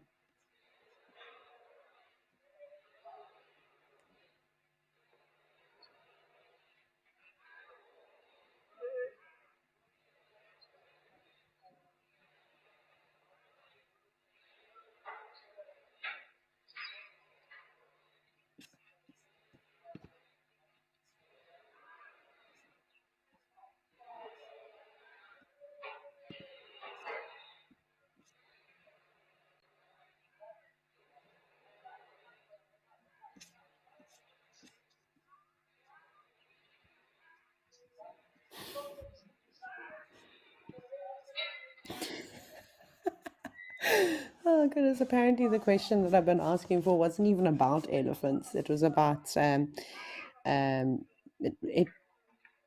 forgotten now what the directors just said to me. What was something about Kenya?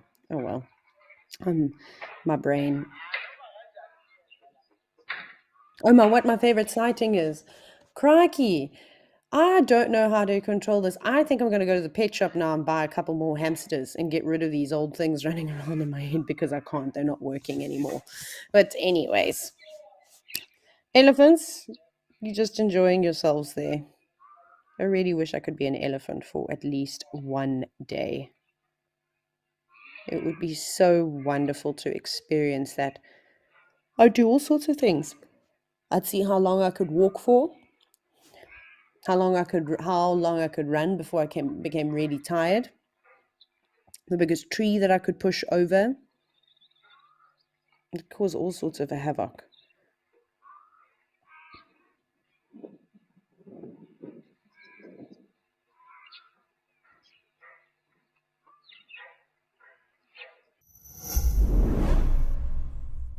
Are you passionate about photography and the wild wonders of Africa? Introducing Africam's incredible virtual wildlife photo competition, where you don't need a fancy camera or to travel across the continent to capture breathtaking shots. All you need is your love for wildlife and our live Waterhole cameras. Simply tune in and snap your favorite moments as they unfold in real time. Start clicking and share the magic of Africa with the world.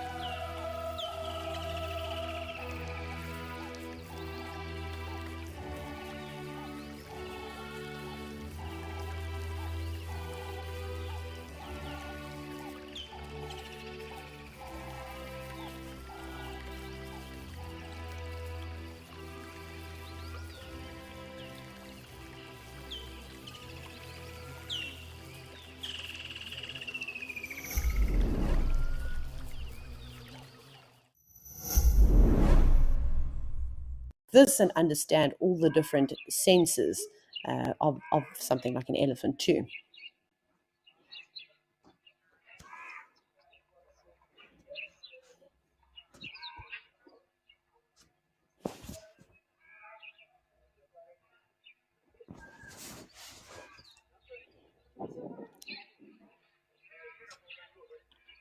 And see those little ones using their tusks now, digging them into the soil. Oh, I don't know if its tusks are quite going into the soil. It looks like it's just pushing its trunk down. Oh, and actually doesn't look like it's got very big tusks. Really trying to get into the mud.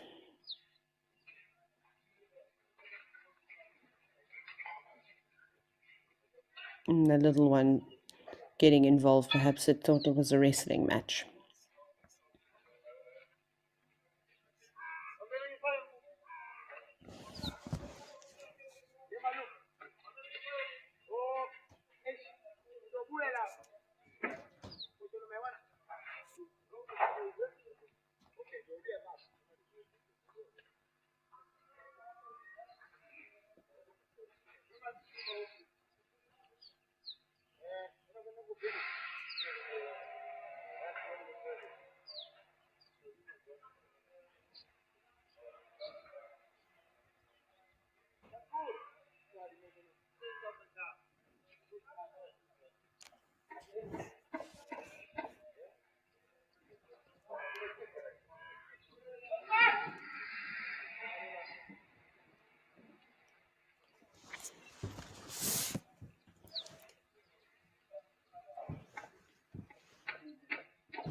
I read an interesting study not too long ago on elephants, and I think it's fascinating. They're still doing a lot of research on it, but I suppose the first bit has been released, and maybe some of you have actually read this before, but I don't know if you know this, but elephants don't get cancer, which is crazy, right?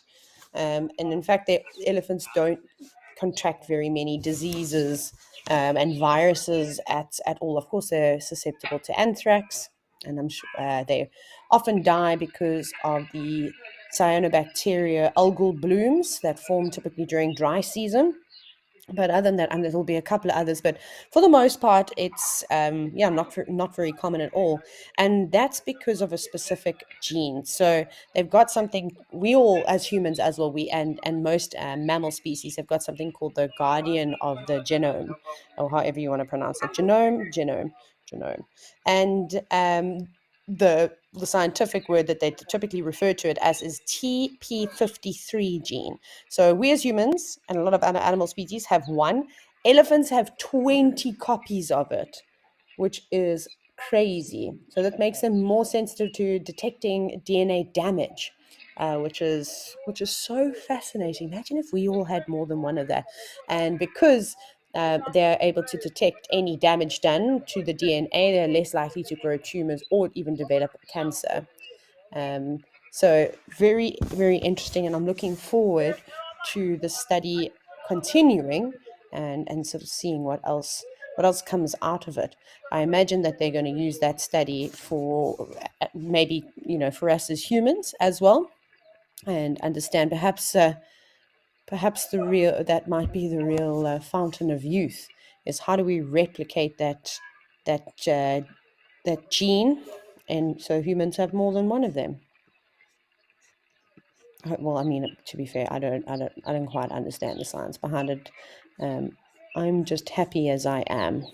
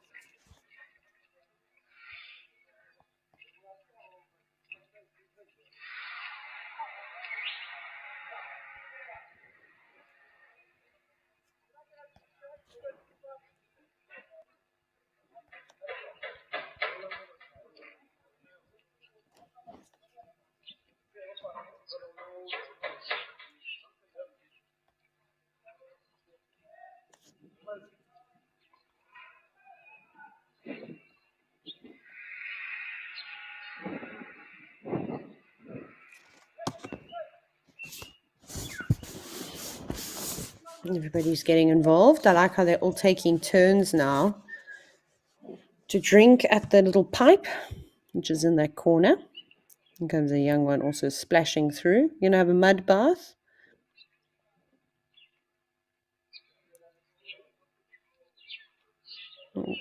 Maybe you're gonna try and squeeze in and also get some of the good water, the fresh stuff.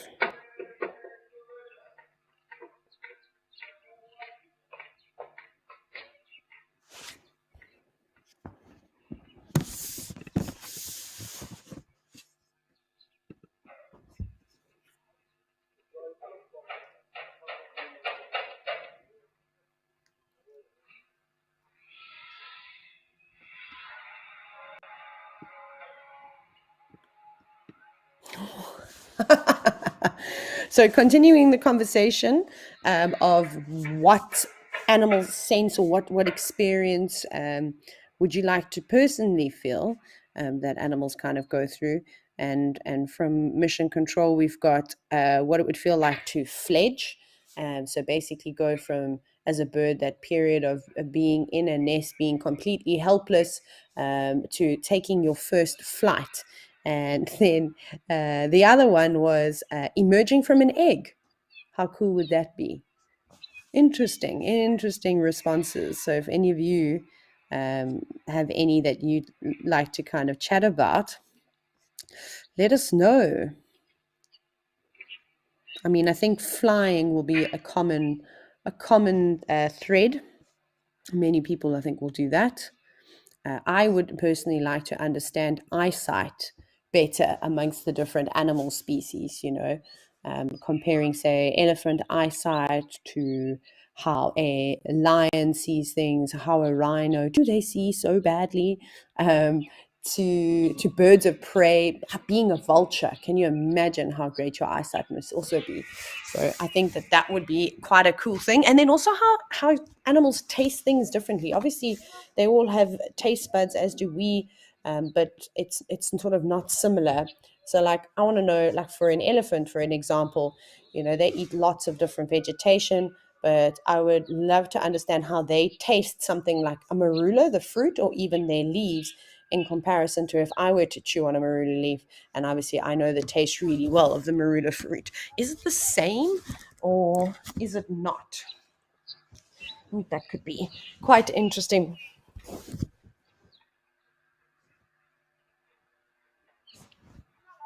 Oh, Lady Macbeth, you said you'd like to have the sense of smell of any animal. Okay, that would be quite good. I think, imagine, so sense of smell, like let's use mammals for an example that use their noses. I think obviously some of them have better olfactory systems than others. Like elephants have obviously got a very good sense of smell. Pangolins too, that'd be quite cool. I'm quite curious about animals don't that don't smell in the traditional sense. Like, I was obviously reading a lot more about like crocodiles, and obviously we spoke a little bit about it yesterday when we had that spotted bush snake on the dam cam. And the dam cam, I say this, the Juma dam cam. But imagine being able to smell like that, and being able to pick up particles in the air, and sort of digesting that, and getting that information. Or crocodiles being able to pick up a sense, from a very, very far distance away, of a crocodile. I'm not a crocodile, of a carcass, sorry. That would be epic too. And how well animals hear too. What does it feel like for an elephant when it flaps its ears and cools itself down? Like, can they notice a difference? I wonder. There's so many fascinating things about the natural world that we'll just never know.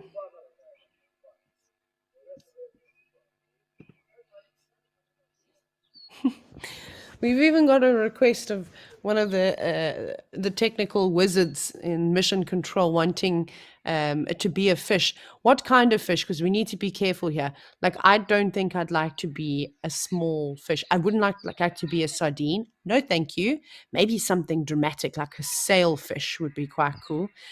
Maybe even a great white shark or a basking whale. Imagine being a whale and all the places that you'd be able to visit, the depths you'd be able to dive. And then I'd also like to be a Dumbo octopus. If you don't know what a Dumbo octopus is, I 100% recommend going to Google it. And if you want something that's truly ancient, imagine being a coelacanth. Very cool, prehistoric fish. Yeah, how wonderful.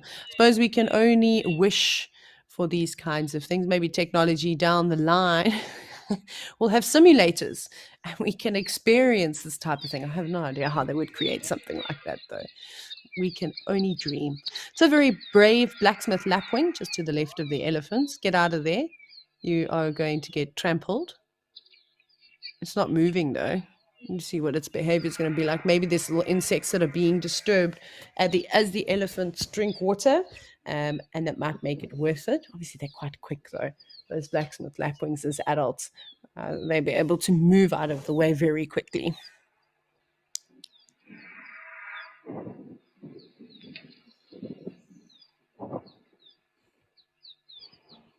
Oh, cool.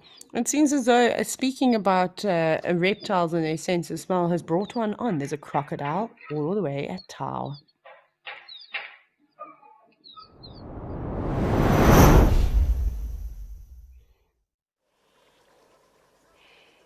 Okay, so now we're slightly higher north in Madikwe. Here's a big crocodile, also just basking in the sun.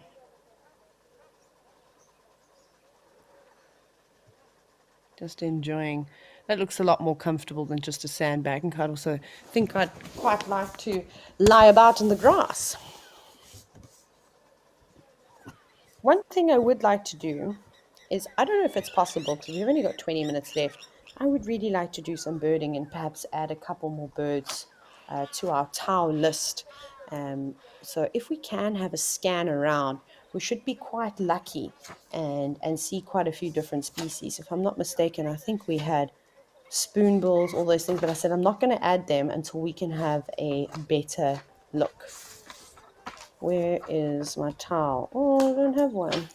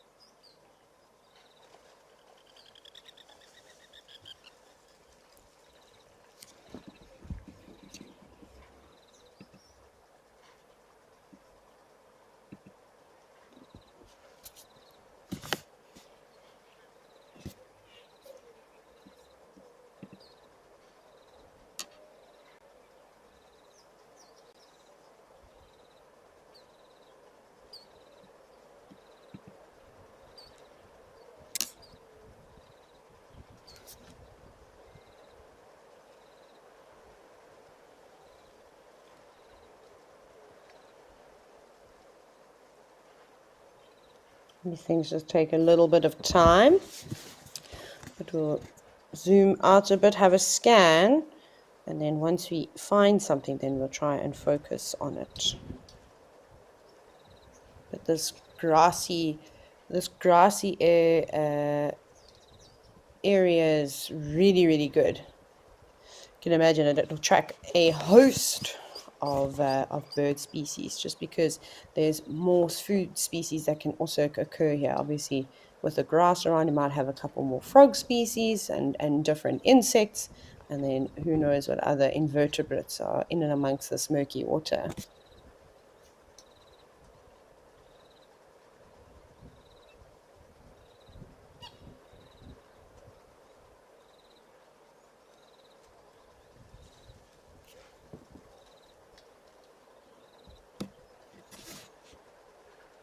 And so there's a few dragonfly species also buzzing about. That's another one I should have mentioned. But if we can zoom out a little bit more, just so we can get a slightly wider view, and then once we found the birds that we want, we can zoom on into them.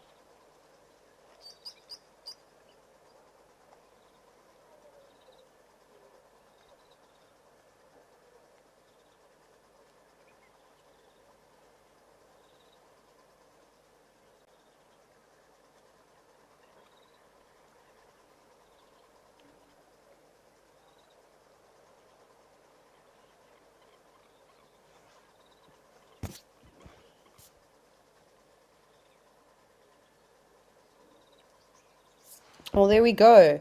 So top left-hand corner, it looks like there are some birds there. So perhaps we can zoom into those to start and identify them and see what they're up to.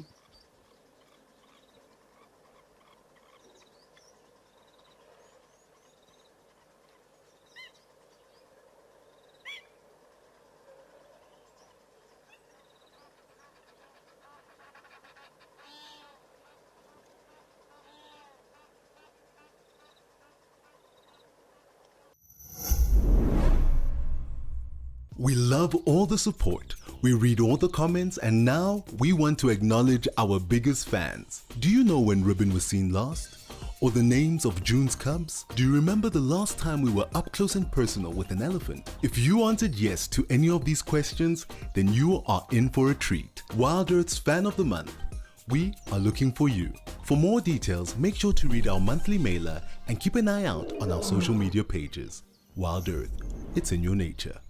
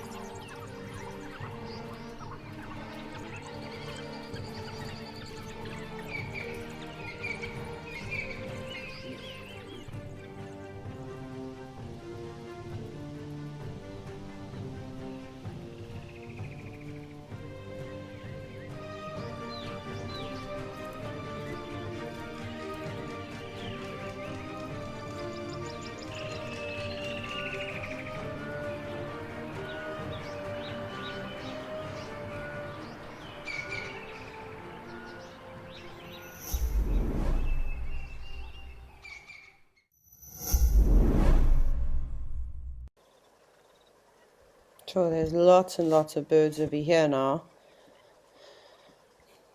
A grey heron.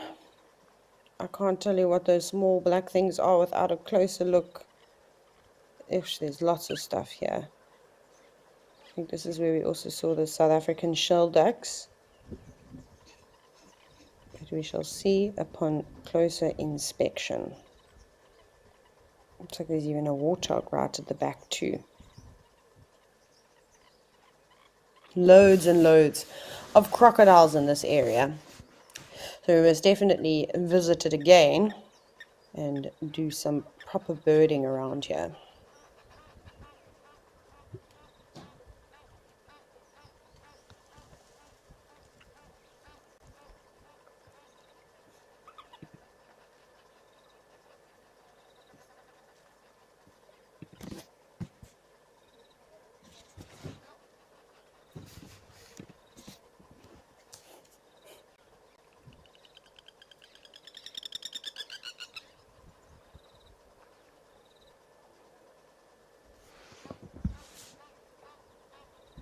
Gosh.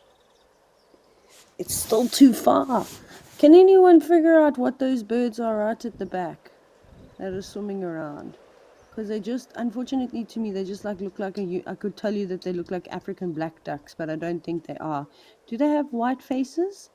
Are they perhaps whistling ducks?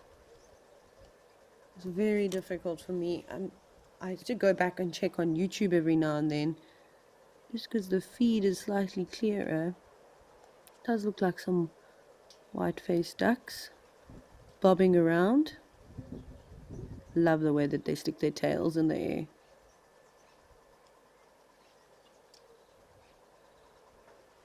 And a blacksmith lapwing. It's just landed with the crocodile. So I suppose we can comfortably add blacksmith lapwing, of course. We can definitely add the spoonbill. We can add the grey heron, easy one. I think this might be an area we get a lot more bird diversity. And then let's just go with whistling ducks. I can't really see.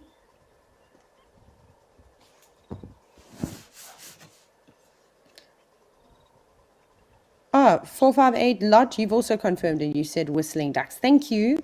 It's just tricky to see. Like I said, I want to keep grabbing my binoculars to have closer, proper looks as to what exactly we are seeing.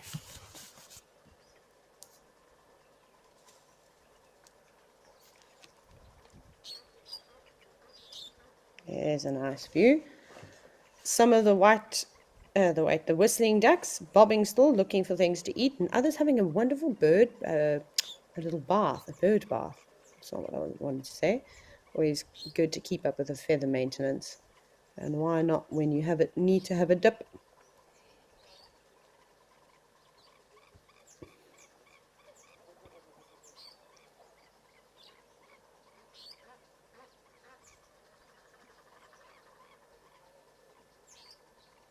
Can everybody else hear the audio of anything? I'm struggling to also hear.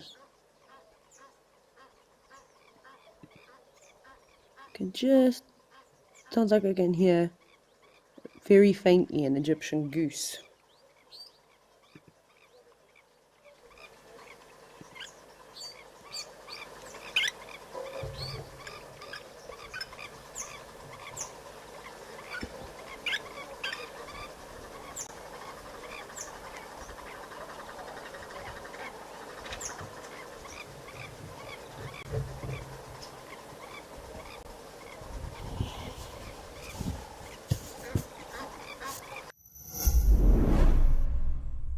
Are you WildEarth's biggest fan? Well, we have a brand new competition for you. Join our naturalists on Safari Live and listen out for weekly questions. To enter the competition, head over to our Instagram, search #WildEarthFanOfTheMonth and comment your answer under the post. The monthly winner will be determined by the total quickest and most correct answers. We announce our winner at the end of every month. Tune in to Safari Live daily.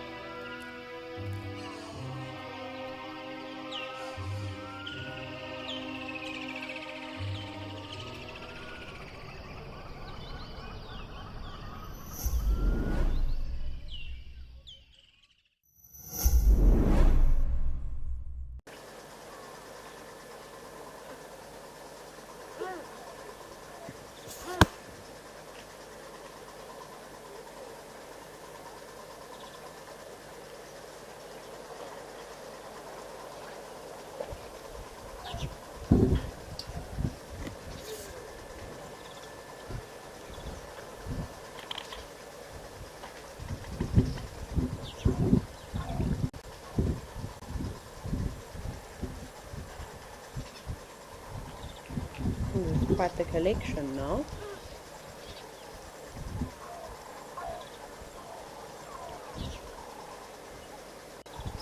Looks like there might be some young white-faced ducks. Excuse me, sorry, I didn't click the mute button quick enough.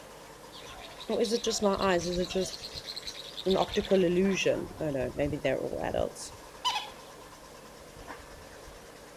It was quite amazing to see though how big that red-knobbed coot is.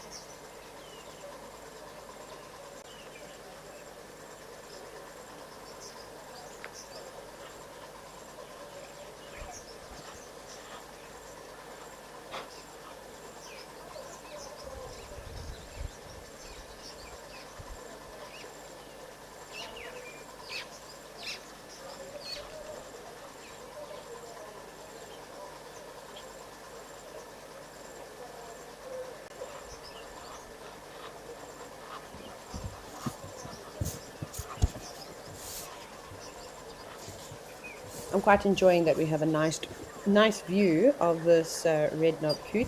We have only been seeing them in the distance, well, at least for me, and nothing really up close. They're just pecking away in the grass now, but they eat lots of different things, so not surprising there. They're omnivores, so they'll eat pretty much whatever they can find. Little insects, any nice floating vegetation. You can see it just popping its bill in there. It doesn't have a particularly great probing bill. It's quite short. So perhaps it might not be eating very many insects that are found in the mud and not like on maybe on the surface of the water it'll be okay to pick them up.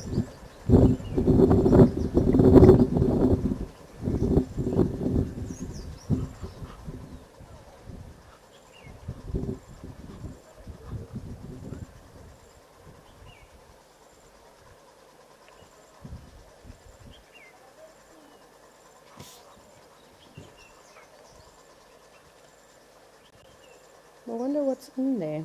Seems to have found something it's particularly fond of. What's the craziest thing any of you have seen a coot eat?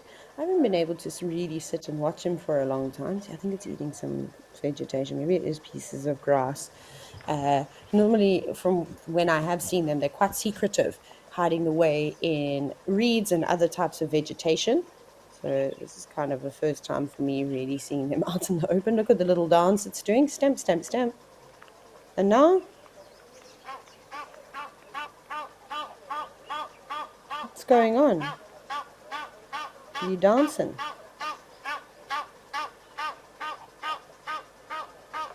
Oh, there comes another one.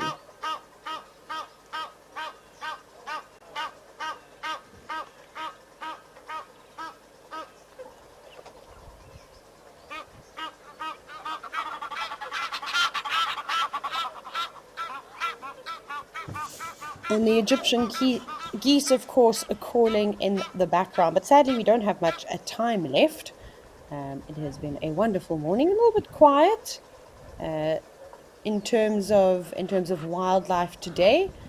Hopefully tomorrow will bring us a lot of fun as well. But it was nice to end with all these birds. And gosh, we did spend a bit of time with crocodiles, which was really epic. And I have no doubt that we're going to see more and more wonderful things happening.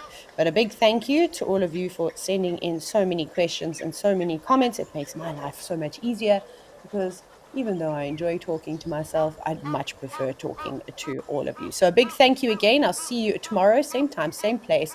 But don't forget about the sunset safari. Hopefully, you'll get your cats.